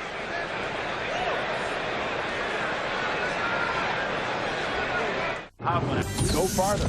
Happened in the Minnesota and Carolina game. Viking quarterback Brad Johnson has a pass deflected right back to him. So Johnson with a throw, Johnson with a catch, Johnson with a touchdown. Take another look. Brad gets it slapped right back at him, but number 14 alert enough to make a move and then make it to the end zone for the Isuzu play of the day. Thank you, Vince. It brings to mind Dan Marino. They list 65 or 70 different receivers who've caught passes from Marino, among whom is listed Dan Marino. He's caught one. Blimp overhead, the Goodyear blimp, providing the pictures tonight above Three Rivers Stadium in Pittsburgh, PA. Gorgeous man. Up from Pompano Beach. The injured player, Charles Johnson, he is still down, knee injury. And they've been quite careful. Here's how it happened. He really takes a shot in his right knee. Ouch. This is a guy that's had a terrific year for them this year. Another look at it. The right knee gets the helmet right on it. Shoulder pad. Sammy Burrows. 3 receptions tonight, 58 yards. You know, it doesn't tell the whole tale about him. A terrific blocker. Sets up Jerome Bettis a lot and does a lot of things for this team. Well, he joins his teammate Kordell Stewart out of the game right now. First down and 10. Tom Zach play fake, goes right, gets a block from Lester, comes back to Bettis. And the bus is on the loose. Across the 50 to the 48. A gain of 14. Mark, see the job John Jackson and Dermontti Dawson did out there on the left side on that screenplay? It was a good double team block. They held up the defender and pushed him down the field and sealed it off for Jerome Bettis to cut in. Watch the two guys on the outside. Jackson 65, Dermontti Dawson 63. Pro Bowler, just signed a big contract. Will be in Pittsburgh for a long time. Now to the left of your screen, look at, they're just pushing him down the field. 5, 10, 12 yards. Great job by those guys and the rest of the offensive line. Lester comes left, tries to get a block, but really misconnects on Dan Footman, number 98, and it slowed Bettis up just enough to stall his progress at the 45-yard line. That's the thing, stall. Hit Jerome Bettis in the backfield from the waist up, you're not going to tackle him. He still drags 2 or 3 people down the field for 5-yard gain. Kirk Botkin comes in, number 84, as an extra tight end on 2nd down and 5. Bettis now with 68 yards and a touchdown on 15 carries. That's Botkin, number 84. Bettis, stutter step at the line of scrimmage to the 42-yard line. Yeah, he is a nifty little guy, or I shouldn't say little guy, 243 pounds, but you think of these big bruising fullbacks, and he can run through a garage door, but then he can give you that little stutter step. Do you believe the 243? I think it just might be a smidgen more than that. Yeah. Smidgen. Yes. I mean, it's like when the offensive lineman put down 299. Right. Anybody come to mind, Mark? I've done that before when I was 310. 3rd and 3. 17-10 Steeler lead. Tom Zach, too high. What a catch. Wow. Yancey Thigpen. This is a good offensive team that can beat you in a variety of ways. With the bus, with Kordell Stewart, with backup quarterbacks, and catches and effort like this by Yancey Thigpen. You know, Mark mentioned that big year in '95. That is one, you know you're going to get clobbered. You might as well catch it, and indeed he did. It's a heck of a play. The hit supplied by Robert Blackman, and Thigpen with a wonderful job to hold on. Gets a rest now. Courtney Hawkins comes to the near side. Double tight ends and one running back on 1st down. Botkin in motion again. Tom Zach pumps once, goes deep. Good defensive job. Tell you what, Dedrick Mathis never bit on the fake. Yeah, and he got some help from Jason Belzer, the free safety. They're just trying to force the football downfield. If you look at the bottom of the screen, you'll see Jerome Bettis is wide open. He's wide open past the line of scrimmage. He'll fill in here, but you're not going to see it here. But right here, none of the defenders went for the fake. That ball was thrown into double coverage. That was taking a gamble right there and almost squandering a great opportunity to put some points on the board. And as a result, we've got a 2nd down and 10. Dedrick Mathis getting the start tonight. Had 6 starts a year ago. 2nd and 10. Draw play, Bettis.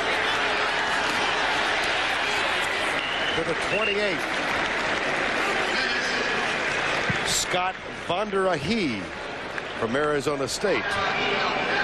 Pittsburgh, a 3-2 record, run percentage of 58. Tampa 5-2, Denver 6-0. That surprises me. Well, no, it doesn't anymore. Well, Not with Terrell Davis. Exactly. But the point is, you run the ball consistently, you have a very good chance of winning. Keeps your defense off the field, sets a physical tone, takes a lot of pressure off the quarterback. 3rd and 5 from the 28-yard line. Tomczak looks straight down the middle and drills it. Got it. Kordell Hawkins chased by Mathis.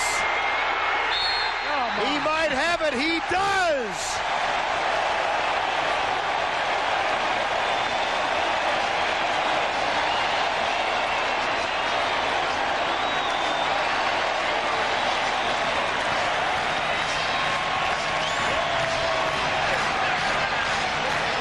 5 years with the Buccaneers in Tampa Bay, during which he one season caught 62, and this is dandy. And this is tremendous effort of getting that ball across the goal line. Here the defender's draped down, and he puts his hand down and just dives into the end zone. Tremendous effort. That's fun. First touchdown is a Steeler. Norm Johnson out of Mike Tomczak's hold knocks it home. It was a memorable effort. Steelers increase the lead.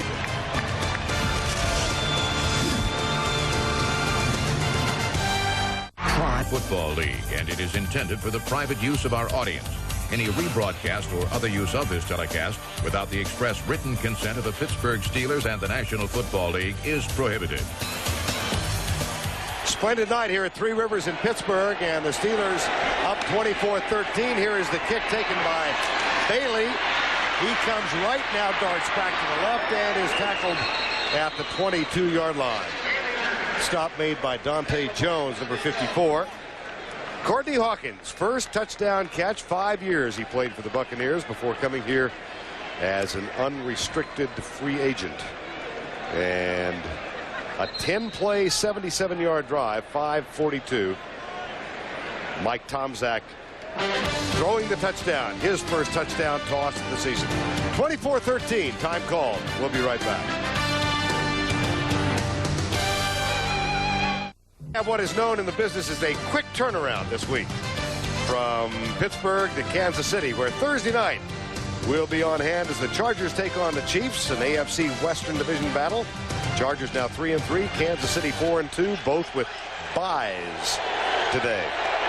That's Thursday. Here's the toss to Falk. Out to the 26-yard line. And let's check in with Craig Sager.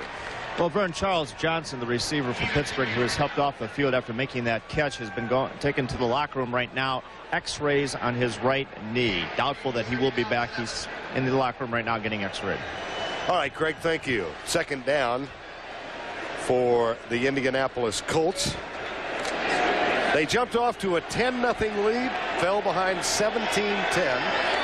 Got it to 17-13, and then the Harbaugh pass to Hawkins, or rather, the Tomczak pass. Number 24-13. Harbaugh comes to the right, and he finds Lamont Warren, number 21, for a first down at the 35-yard line. Still the lack of a really big play, fellas, for Indianapolis. They do have a 28-yard pass tonight, but they're the only team in the NFL now in Week 7 that does not have a pass play beyond 30 yards. You know, we talked about this last week. We saw Chicago. It's just so hard in today's NFL to methodically drive the ball 80 yards against these NFL defenses. You need to have big play potential, and they have not had that. Well, they've had potential. They just haven't gotten it done this year. 1st and 10. Steelers are blitzing. Warren is caught at the line by Nolan Harrison, number 74.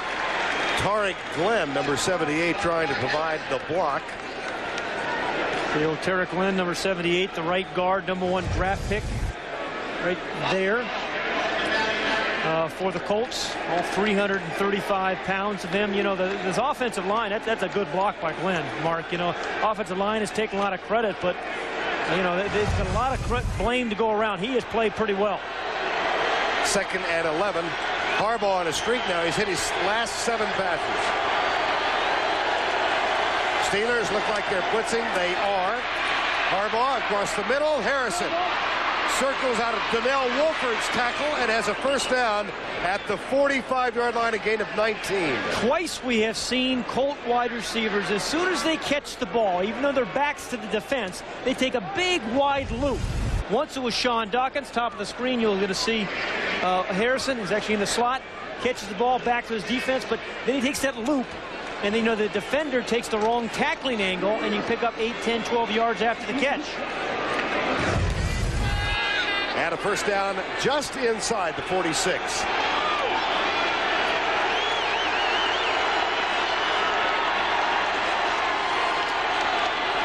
Quick set for Harbaugh. Left side overthrown.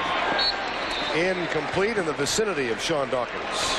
Marvin Harrison is part of that class of wide receivers from 1996 that pretty terrific group of wide receivers. You had Harrison, the #1 draft pick that year was Keyshawn Johnson. You had, Terrell Owens, who had a big day today for the 49ers. And look what these guys have done. Terry Glenn, a sensational year a year ago. But that is a pretty good crop of wide receivers that came out last year. Now, only the NFL can get a crop of quarterbacks like that to carry the torch into the new millennium. What's that, Mark? 2nd and 10. Harbaugh's in deep trouble. There's the late hit. Yep. And that one is going to come back. Kevin Henry, number 76, delivered a blow to Harbaugh, and Tom White was 2 feet away. Yeah, it took him, Tom White was right on it, but it took him a long time to make that call. Or might he call, intentional grounding. Oh. Yeah, it's the intentional grounding variety because he was between the tackles. If you're outside the tackles, all you have to do is throw the ball toward the line of scrimmage. Intentional grounding. Number 4. It's a spotted a foul. Loss of down. That's a big loss. Big loss. And Jim Harbaugh on one of those uncontrolled scrambles takes another shot. And the point being, there was nobody, no wide receiver, any receiver in the vicinity. That's why they called the intentional grounding. And he was between the tackles when he let the ball go. Well, I watched Kevin Henry, and I think he thought. Yeah, he sure did. He was absolutely. 3rd and 33. Blitz. Harbaugh, deep left side, man coverage. A battle with Dawkins. Incomplete. Chad Scott. Well, take a shot, and it was a good one. Yeah, let it rip, as Jim Harbaugh says.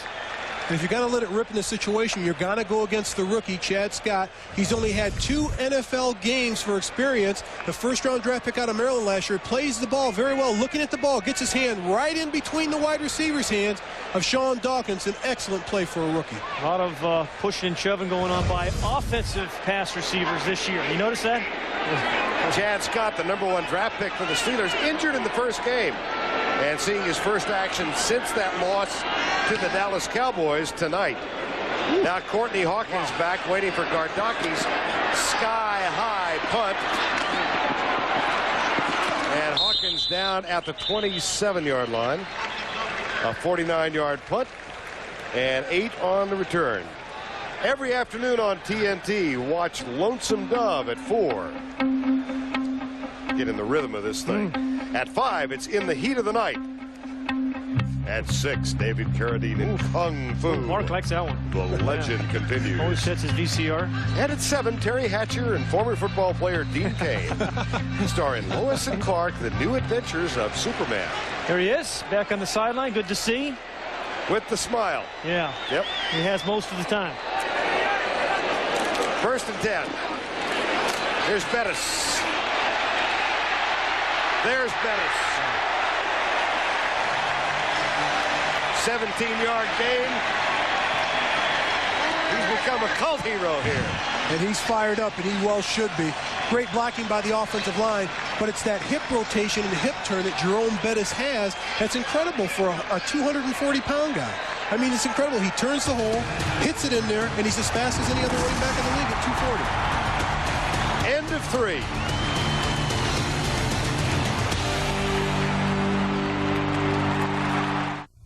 Well, the coach and the quarterback having a little fun on the sideline. They really have a terrific relationship. Kordell Stewart out for the game, concussion, but obviously in good spirits. 1st and 10, Mike Tomczak hands it off to Jerome Bettis, and he moves it out to the 47-yard line. And Kordell Stewart is one of the few guys that can get Bill Cowher to relax during the course of a game. Bill, a little intense from time to time. He will show what he's feeling inside. But, you know, Bill Cowher, I think no coach in the NFL has done a better job over the last 3 years of replacing lost talent. And, boy, has he lost some good players. 2nd down and 8. That's Botkin in motion. Tomczak with a play fake. Deep left side, has a man there. Tipped and intercepted by Belzer. Jason Belzer, and this is still a live play. Belzer all the way out to the 45. There was contact inside the 10, but Belzer was not involved. That is a 40-yard return with the pick. Well, and Mike Tomczak, he had the wide receiver open. The ball was thrown late, hung in the air a little bit, bounces off the receiver, a hustling free safety, Jason Belzer. And when you hustle, a lot of good things happen.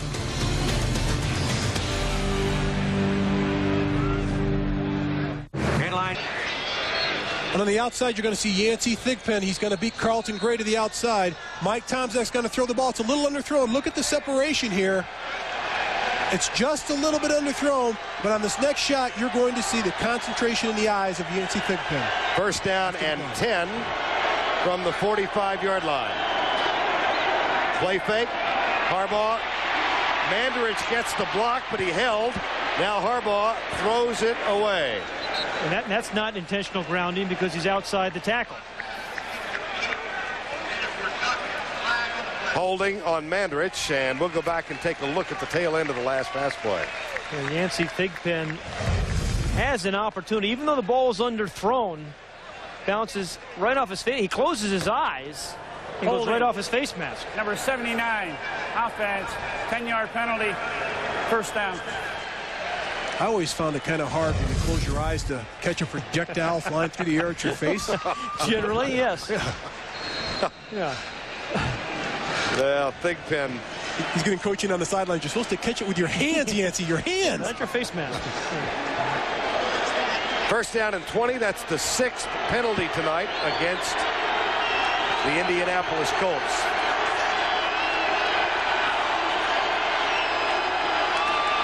Harbaugh trips, nailed. Got his feet crossed up with one of his linemen.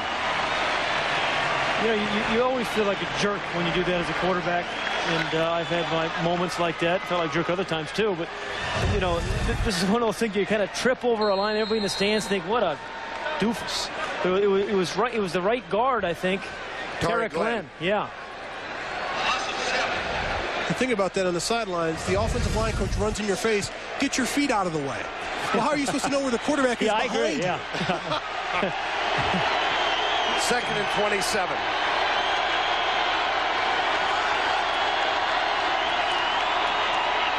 Blitz. Harbaugh, deep left side, incomplete for Dawkins.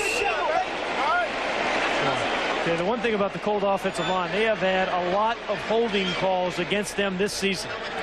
And another flag here at the 25. Harbaugh was looking down on his wrist thing there. There's nothing for 2nd and a gazillion yards. Unsportsmanlike. Tom White will explain.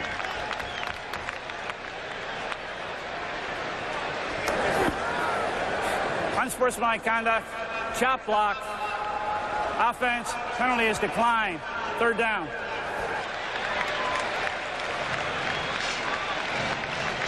And a chop block in the NFL is when you're engaged right here and someone comes and they cut your legs out. If you're engaged, you can't do that. Right there, the left guard, when the center has his hands on him, Jay Lewinberg, the left guard, Doug Weidel, cannot engage that nose guard below the waist. 3rd and 27. Harbaugh being chased right. throws it forward, underground. There's another intentional grounding call. No. He threw it underground? Is that underhand. Yeah. Underhand, underground. Man. Now, that should be intentional grounding. I see the flag thing. I saw Jim. What? A flag. There's the flag right there, but he's outside the tackle, right? There is no infraction on the play. Quarterback was out of the pocket. The ball reached the line of scrimmage. Therefore, it's just an incomplete pass. Well done, Tom. Fourth down. Yeah, it's a good call, the correct call. So it'll be fourth down. Okay, he's been running for his life too much tonight, too much this season. Courtney Hawkins back to return the punt. Chris Gardocki.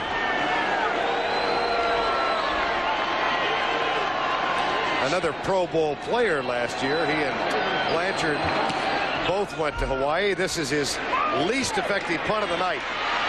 And Hawkins heads left with room.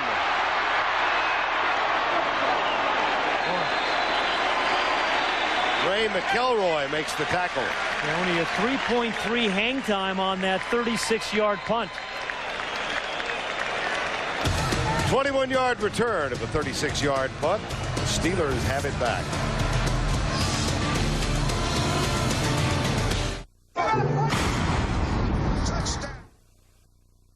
Six left in regulation. Steelers lead at 24-13, and they have the ball at the Indianapolis 43-yard line. Greg Lloyd encourages his offensive mates now. Courtney Hawkins starts in motion. And Jerome Bettis at left tackle over John Jackson inside the 40. Well, it has been a rough night for members of both squads. Among the injured, Kordell Stewart, just before halftime when he took this hit from Quentin Coriat. Mike Vrabel was in for just a series or two when he limped off with a sore ankle. Charles Johnson in the locker room getting x-rays, right knee injury. Stewart's back on the sidelines, but there have been other injuries as well. Lethon Flowers and Charles Johnson. Will Blackwell. Tony Bennett is out for the Colts, and here is Jerome Bettis, and a flag is thrown by Tom White. And a lot of guys who are tackling the bus are going to be injured too. Holding call against the Steelers. When you look at Jerome Bettis, he reminds me of Earl Campbell. The way that he hits the hole, he turns his hips, churns in the hole, and just splatters defensive backs. And getting close to another 100-yard game tonight. Here's Tom White. Holding, number 87, 10-yard penalty, second down. Mark Bruner, the tight end. Yeah, generally when you're running the ball well outside, your tight ends are good blockers. They don't use Bruner much as a receiver in the middle of the field. They use him down inside the 20 where he's caught 4 touchdowns, as you mentioned earlier, Verne, but a very good blocker. Ball back at the 48-yard line now on second down and 15. Hawkins goes left. Yancey Thigpen comes right. Hawkins getting extensive playing time now because of the injury to Johnson. Here's Tom Zach, left side. And Tim Lester yet to run the ball this season, but that is his 5th catch. Used primarily, as we have seen this evening, as a blocking back. Yeah, really, the way this game is going right now, the only way Pittsburgh can lose this game is if Mike Tomczak returns the ball over here at this point. I mean, again, they're 2 scores up, 11 points they're up. And so, you know, you just got to protect the ball. Don't throw the interception. Don't get that sack where you lose the fumble. Thigpen goes left, 3rd and 11. And George Jones, the nickelback, is on the field now. 3 wide receivers to the right. Here comes the blitz. Tom Zach goes deep right. Oh, man, intercepted, picked off by Mathis easily. And Diedrich Mathis returns it to the 45-yard line with his first interception of the season. And again, I just think you need to know the circumstances of the game, how well your defense is playing, that you're up by 11 points, 2 scores. Don't force it when you don't have to. Well, Bill Cowher expressed it animatedly.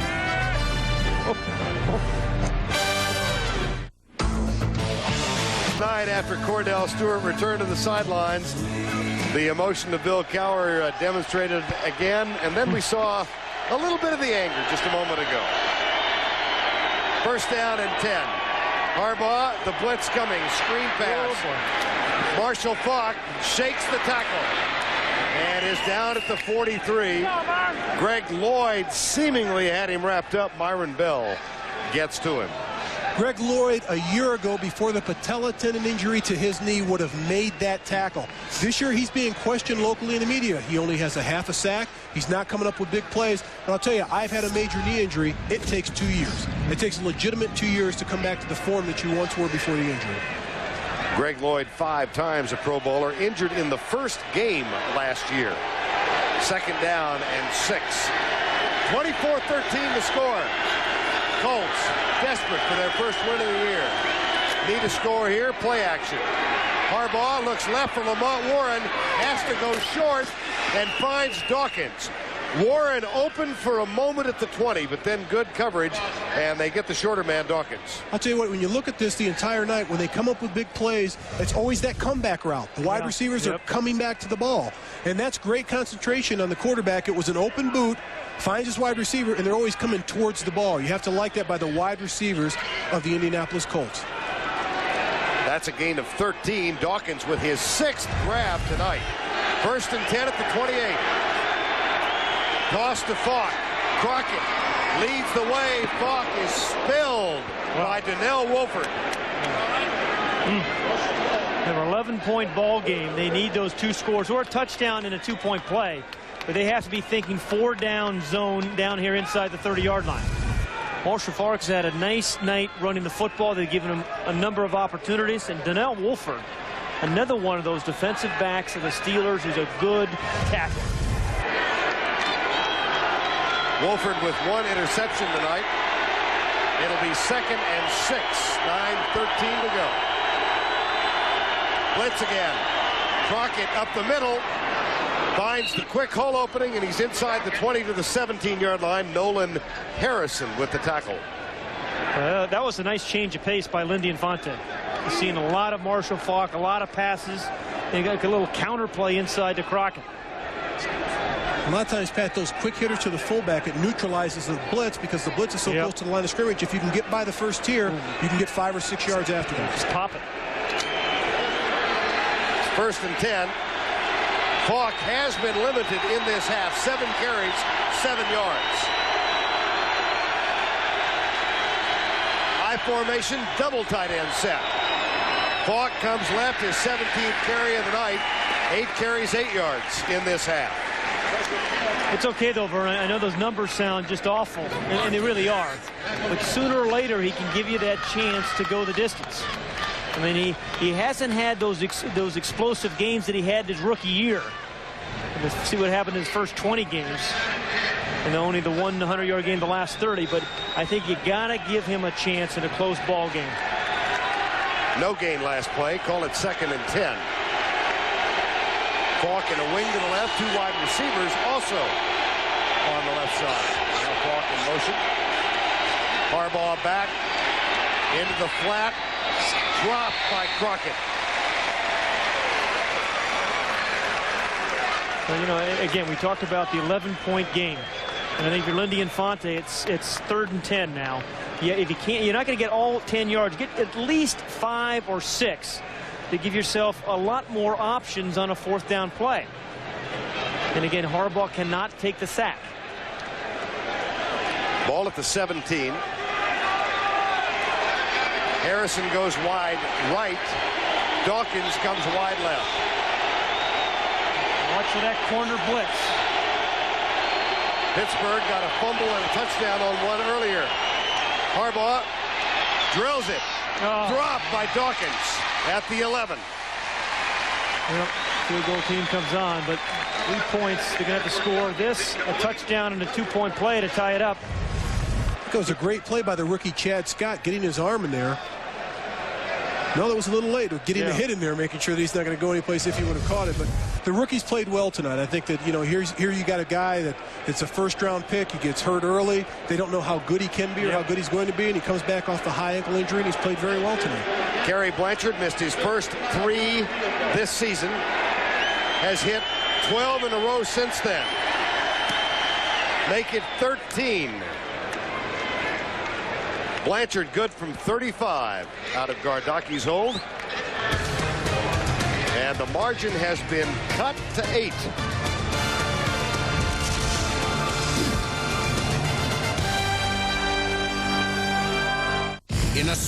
We're back at Three Rivers Stadium. I have this vision of Dick Butkus and Chuck Bednarik looking at this scene. My goodness, how the game has changed. I lost my highlighter. Oh, I'm so pretty. I'm so pretty. Oh, dear. Here's the kick by Gardaki.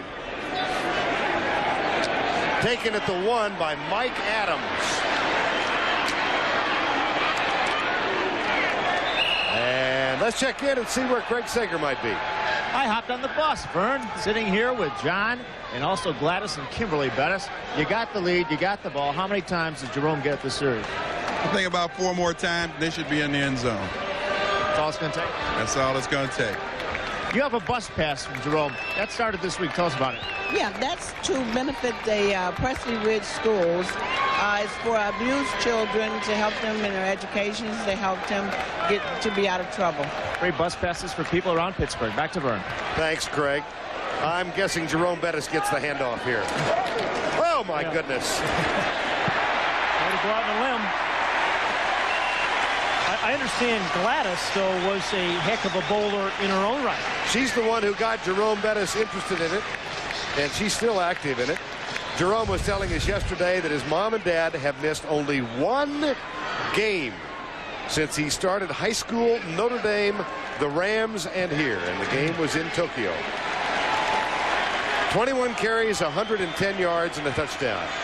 Johnny Bettis still engaged, or employed rather, as an electrical inspector for the city of Detroit. Jerome Bettis again. This could be Bettis left, right, and up the middle. Yeah. And in this situation, what you want to do is pound it, smash mouth football, move the change. You've got the lead, a comfortable lead. And this is the way I love football. I mean, you're down in the trenches. You depend on the offensive line, the most important position on the field, Pat. And, you know, hang your hat on those guys, and they pick up the first down yardage for you. You hog, you ex-hog. You know, but the really good teams in the National Football League run it right now when everybody knows they're going to run it. And this is the #1 running team in the NFL. There you go. Well, flag is down. Lester with the catch. I have a feeling this will come back. Scott Vander Ahe and Steve Morrison. I keep thinking I'm going to sneeze when I say his name. And this one will come back. My, the crowd got quiet.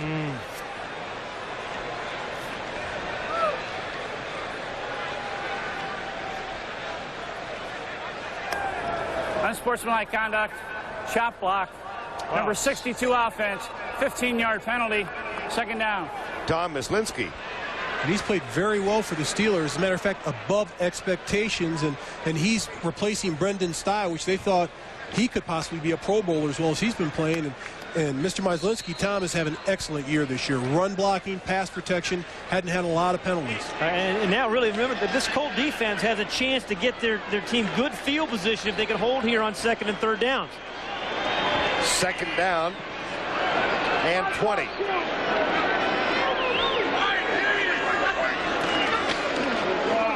Draw play. Bettis goes left. Oh, my goodness.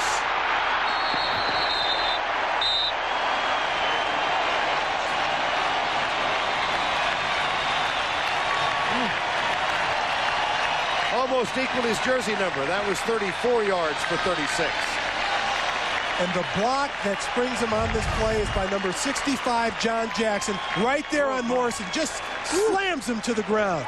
I just love that when big guys go out there and just throw those little linebackers around and watch the bus turn it on down the sidelines. He's chugging. He's moving. He's slamming down the sidelines, and he just ran out of steam. I think that's the only way they caught him. Settle down there, man. Oh, it excites me when those big guys get out there and do that. Hawkins, draw play, fumble, George Jones. Loose ball, Colts. Colts have it. I believe they do. 2 successive turnovers. What we said just a few moments ago, Colts have the ball. As long as they don't turn the ball over, Pittsburgh should win this ball game. An interception and then a fumble. And we have an 8-point game. 5 Pittsburgh turnovers tonight. And there's that emotion we talked about. It's the opposite side of the emotion spectrum that we talked about earlier, but this is a team that turned the ball over 3 times in the first few series last week. They were able to overcome it. Tonight, 5 turnovers, and if they can hang on and win this one, that's one thing they're going to emphasize. He never got the handle on the ball, George Jones, and this is a young rookie. When that ball's on the ground, you dive after the ball. Don't try to pick it up. Don't try to make a big play. Don't try to get cute. You fall on it. At the 38, first down and 10. Harbaugh brings them up. They trail by 8.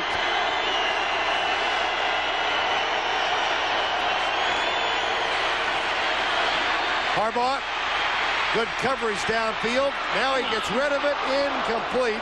Dangerously close to the line. Yeah. Close.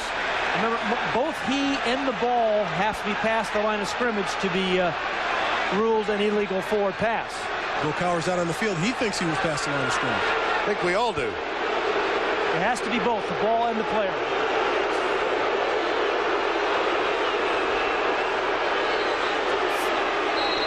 Nope.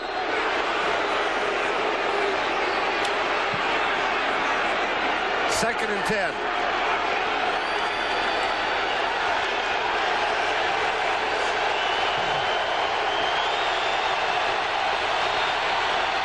Fake the draw. Here comes Greg Lloyd.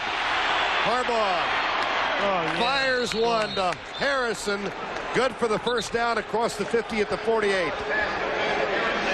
Nice job by Harbaugh. Yeah, it really was. But let's go back to the prior play and see if Jim Harbaugh crosses the line of scrimmage, which is right there. Nice draw. Thank you. Kind of an uneven line of scrimmage. But as I said earlier, both the ball and the quarterback has to be across the mouth. That's the legal play. That's a legal play. And then a terrific reception by Marvin Harrison. Nark, you mentioned earlier, these wide receivers really working back to catch the ball. Harrison right side, Dawkins left. Harbaugh looks straight down the middle, goes deep right side, and he's got Harrison open. And Myron Bell contacted a flag. Bell got there late. The ball thrown over the outside shoulder of Harrison, who was open for a long time. Well, you know, the Colts let a gain get away against Buffalo. And Pittsburgh is in danger of letting a gain get away that they should have won. Pass interference, number 40. Defense, that's a first down. Yeah, that's an easy call to make, no doubt about that one. The side judge there's have a hard time getting the flag out of his pocket, reaching and grabbing and struggling. In the wrong pocket. Yeah. Recall the 2-point play against Buffalo. Yes. Pass interference not called. They lost it 37-35. Well, we might see another 2-point effort here if they can get the touchdown. They're still 4.5 yards short. Boy, and it's going to really be tough, I think, for the Colts to run this ball in at this area of the field against Levon Kirkland, Earl Holmes, and Joel Steed. Those 3 guys are very, very stout inside. Lindy and Fonte checks the playlist again. A 42-yard penalty on Myron Bell. Second and goal from the 5. Marshall Faulk goes right. Pollard, the tight end, is tight to the right. There are 2 wide receivers left side.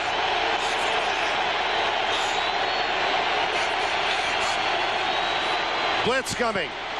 Harbaugh throws it away deep in the end zone. Did you see Jim Harbaugh look down on his wrist as he was at the line of scrimmage for an audible? I mean, you see all the plays there on his left wrist? Really kind of unusual. You see him, you know, when the play's sent in. But he's walking to the line of scrimmage. He's actually at one point underneath the center when he looks at that playlist. Maybe he forgot the number that he called. Number 14, yeah. Third and goal from the 5. He looks at it again.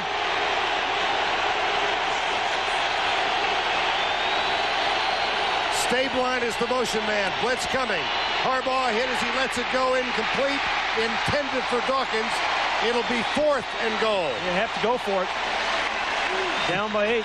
And Pat, on both of those plays, the last 2 plays, Pittsburgh rushed forward to the outside. The middle of the field was open. If he pulls the ball down and runs, he's in for the score. Watch Chris Oldham come on the blitz, Mark. Well, Chris Oldham's on the blitz, and in this angle you can't see it, but in the middle of the field, there's no one in there. If he takes off and runs, it's a touchdown. There's Oldham. Yeah. 4th and goal. Stay blind, the motion man. Blitz again. Wide open. Touchdown, stay blind.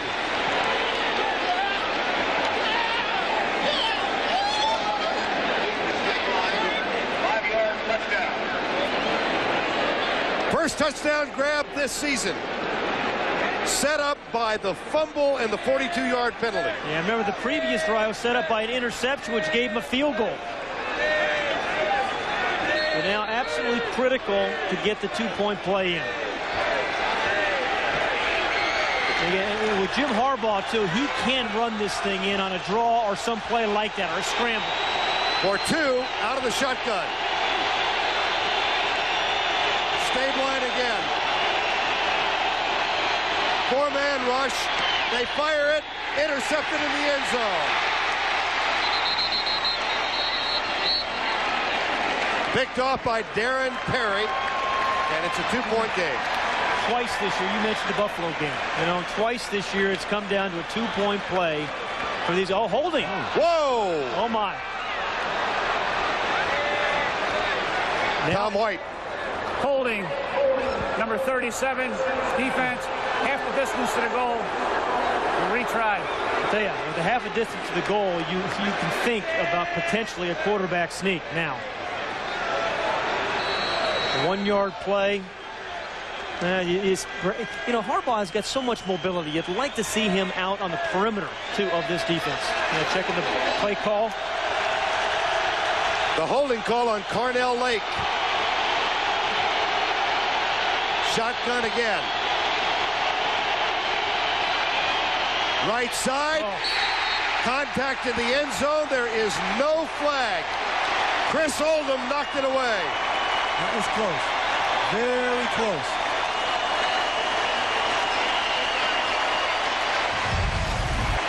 Chris Oldham coming over the back. Right there. There's contact. Yeah, not a question. Yeah, I think that is interference. And this is the second team today without a victory. The Chicago Bears is in the same position today against the Green Bay Packers. They could have tied it on a 2-point conversion, and they didn't. And don't forget that this team in Buffalo, having lost a 26-point lead, had a chance for a tie in Buffalo a couple of weeks ago.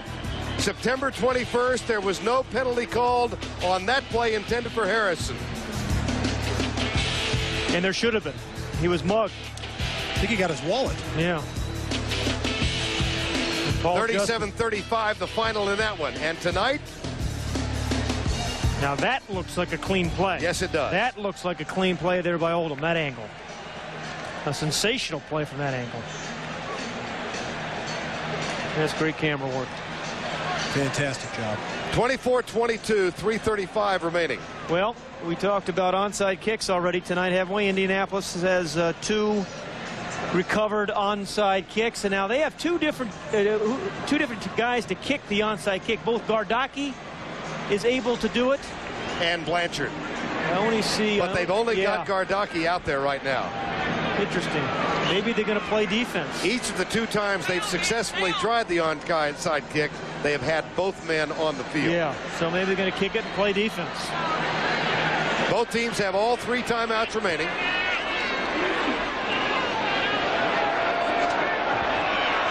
Adams slips and is down at the 22-yard line. Have we had a run on Sunday nights this year? Boy.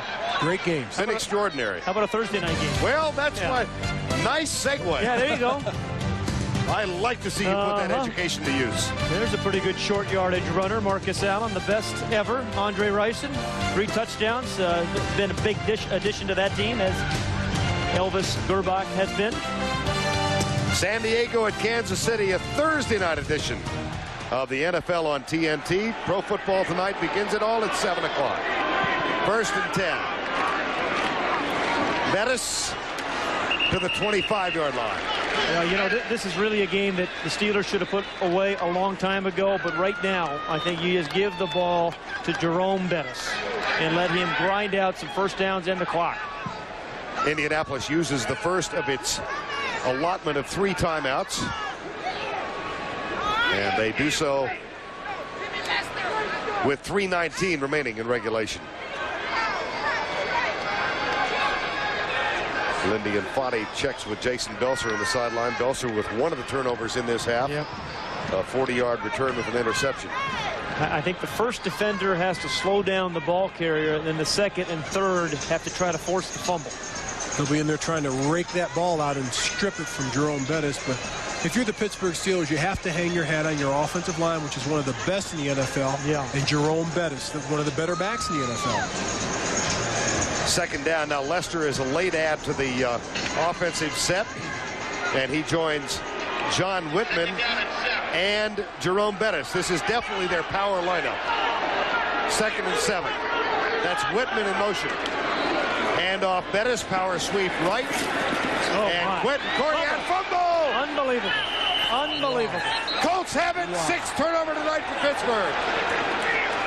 And the second fumble by Bettis this evening. I tell you, you know what? The Colts deserve it. And I tell you, this second half, they have played great defense. They've been opportunistic on offense.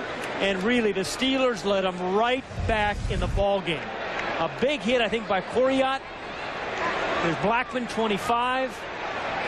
Koriot's 55. The ball's on the ground. And Jason Belser, along with a few of his teammates, around the ball again. Koriot's had a lot of big sticks tonight. Hasn't he? Second fumble forced by Koriot tonight. And give Lindy Infante some credit and his whole coaching staff for having these guys playing with great enthusiasm. At the 23. Harbaugh, Falk. Run blitz that time by the Steelers, and it's a loss of 1. There'll be a timeout by Pittsburgh, because now all Jim Harbaugh wants to do is use as much of that clock as he possibly can. Pittsburgh has 2 more timeouts remaining. He'd love to be able to get 1 first down while using that clock and then bring on Kerry Blanchard to win it. Indianapolis jumped out 10-0 early in the game, then 17 unanswered Pittsburgh points. That was our score at halftime. The Colts got it to 17-13. A big pass play from Mike Tomczak on for the injured Kordell Stewart to Courtney Hawkins made it 24-13, and then back-to-back turnovers. Fumble and pass interception set up a field goal and a touchdown, and then the 6th turnover of the night. A fumble by Jerome Bettis has given the Colts this kind of field position. They've got the ball. 2nd and 11 at the 24. Verne Lundquist, Mark May, Pat Haden with you. Again with the NFL on TNT. 2nd and 11. Stabline goes right. Falk. Caught and dropped. Levon Kirkland. Timeout. Levon Kirkland's done that the entire night. He's rushed through from that linebacker position, and no one's touched him. The Steelers put so many linemen up there and linebackers, they confuse the offensive line. And here he is. He skates across the play. Tarek Glenn is trying to get to him, but Levon Kirkland runs through and makes the tackle in the backfield. It was hard to miss. 275 pounds. Harbaugh talks it over with Lindy Infante. Both men in conversation with us yesterday using the word desperate. We desperately need a victory. Well, I'll tell you one thing is I doubt they're going to risk a throw, although if this is a long conversation for a run. But I would think you would run the football, bring in the field goal, Tim, bring in Kerry Blanchard, but Pittsburgh will get another possession. But Kordell Stewart is not at the helm. Blanchard has hit his 3 attempts tonight. He's hit 13 in a row after missing his first 3 this season. 3rd and 13. 4 wide receivers now for the Colts. It could be a little draw play. Harbaugh under center with Falk behind him. Draw play.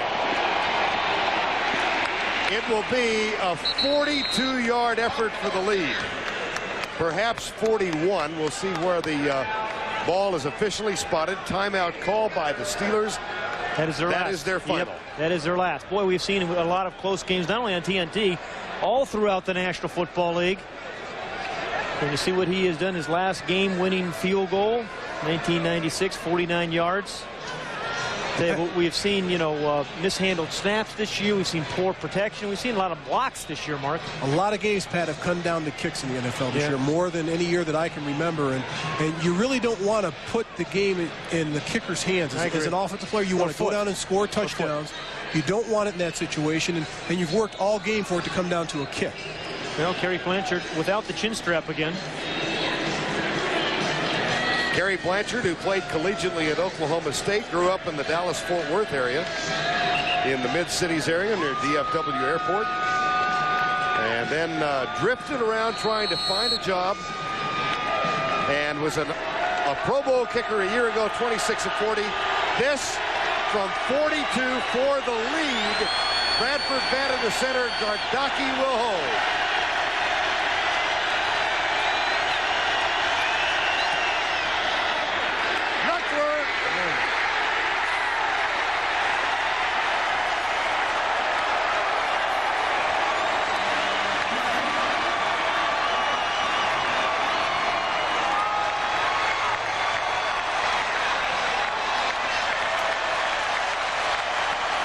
He had made 13 in a row. Well, it wasn't the snap. It wasn't the hold. This thing was just pulled. And your team is 0-5. Everybody fighting like crazy as they did all night. And it comes down to that one play. Colts have 2 timeouts remaining. First down and 10, Steelers. Bettis to the 36. Coriat with the tackle.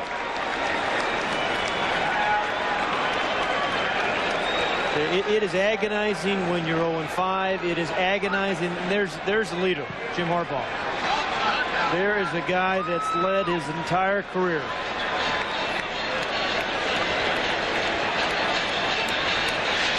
They get emotions both ways in these kind of things. Ron Zook, the special teams coach of the Steelers, obviously with one set of emotions.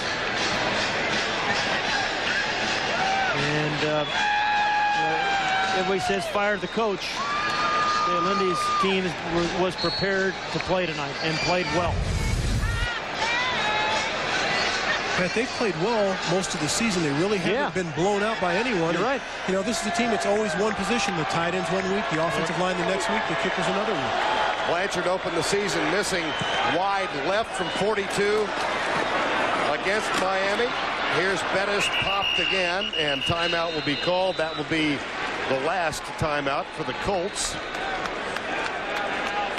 And the clock stops at 2:33 remaining. Well, Pittsburgh may win this thing, Verne, but his last 4 possessions were pretty doggone ugly. Wow. And, they really had the game wrapped up, but this has been an unusual year, I think, in the NFL with all these close games, and fourth quarter games has been kind of fun for us, but agonizing for head coaches and quarterbacks.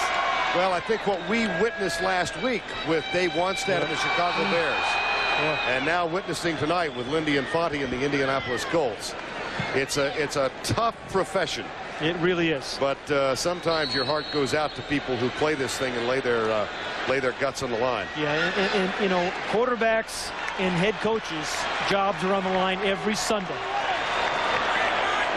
Not a lot of sympathy out there among your peers either. No.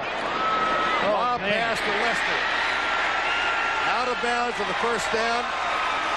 Well, let's see, they have no timeouts. They should be able to run this thing out. The 2-minute warning. Could have helped a little bit if Tim Lester stayed in bounds, I'm sure. But in a situation like that, you're going to give it to Jerome Bettis. Like every snap, he gets the ball from here on out. And even though he's fumbled the ball a few times tonight, you're hanging your hat on him. He got you here. He's fumbled twice, but he's also carried 27 times for 158 yards. This will be his 28th carry this evening. Give the man a new bowling ball. He deserves one. 2-minute warning will stop the clock. And it'll be 2nd down and 9 when we come back.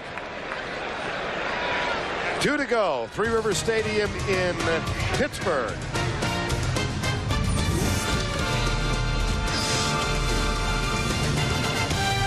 Rivers Stadium in Pittsburgh. Colts trail Pittsburgh by 2. And they have used all of their timeouts. We welcome those of you who've been watching the Cleveland-Baltimore game in the American League Championship Series. Indians winning tonight 8-7 with 2 in the 9th and taking a 3-1 series lead there. 2nd down and 8 here. 1 run in the 9th to break the tie.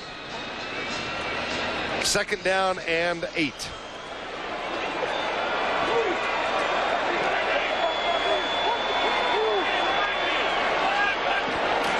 Bettis, 29th carry tonight. 3rd down coming up. And the clock will just continue to unravel.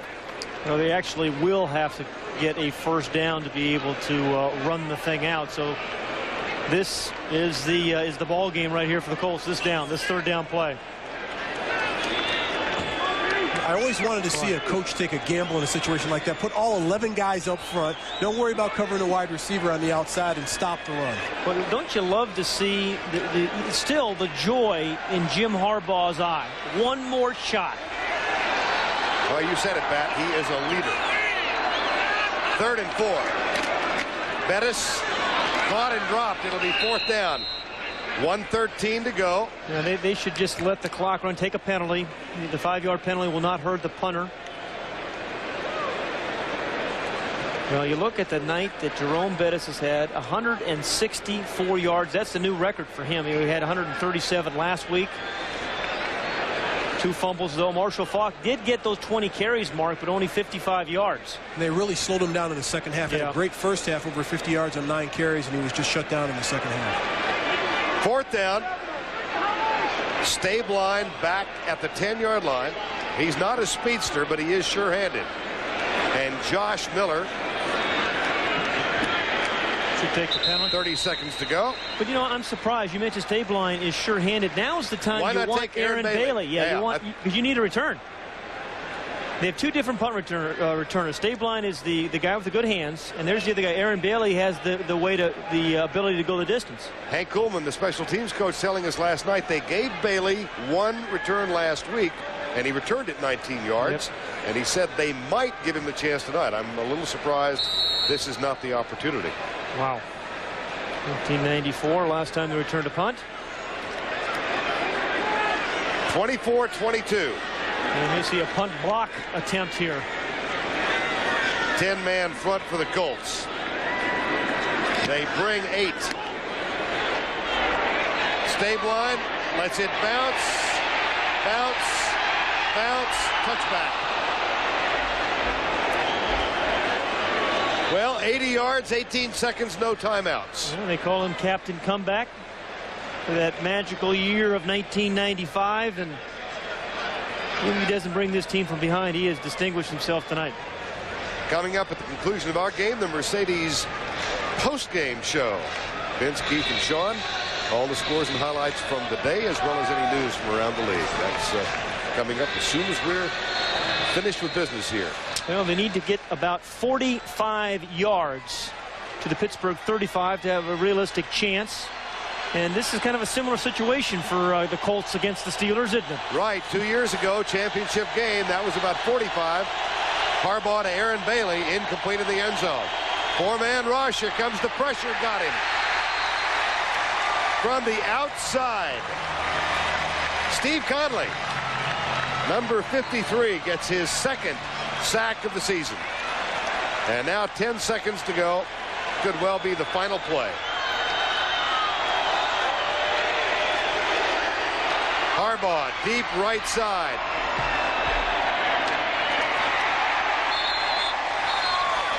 Intercepted or incomplete. At any rate, the game is in the bottle. Lindy Harbaugh and the Colts fight valiantly tonight, but they go to 0-6 The 6 equals the number of turnovers Pittsburgh gave away tonight. Kordell Stewart didn't play in the second half, but he's standing by with Craig Sager. Kordell, what happened on the play towards the end of the second quarter when you got hit? What's the extent of the injury? He knocked the living poots out of me is what he did. I mean, it was just a play where I scrambled and the guy was holding on me in the back, and as I was going down 55, just clocked me one, and you know, just a mild concussion. It was nothing very serious, so I'm okay right now. That's Quentin Corey out. Obviously, you thought it was a legal hit. Yeah, I would say, I mean, and then after I'm on the ground, the guys tell me they was counting me out like we was in a boxing match, so I kind of thought it was funny, but I mean, hey, you know, that's football, and things like that may happen when you scramble around. What was more painful, the injury or sitting here watching your team almost give this game away? Well, I think almost seeing, you know, things almost spoil at the end, but I mean, everything hurts. I mean, I won't get you wrong, the hit hurt, and you know, to sit here and watch my guys out there playing and not being a part of it, that hurts. But yet, hey, we finished 24-22, and that's all that matters. You'll be at practice this week, all right? Oh, yeah, no problem at all. All right, thanks a lot for talking with us. Let's go back upstairs to Verne. All right, Craig, they win it. They go to 4-2. That is their 3rd victory in succession. And the Indianapolis Colts have now come to the stadium 11 consecutive times and gone home without a victory.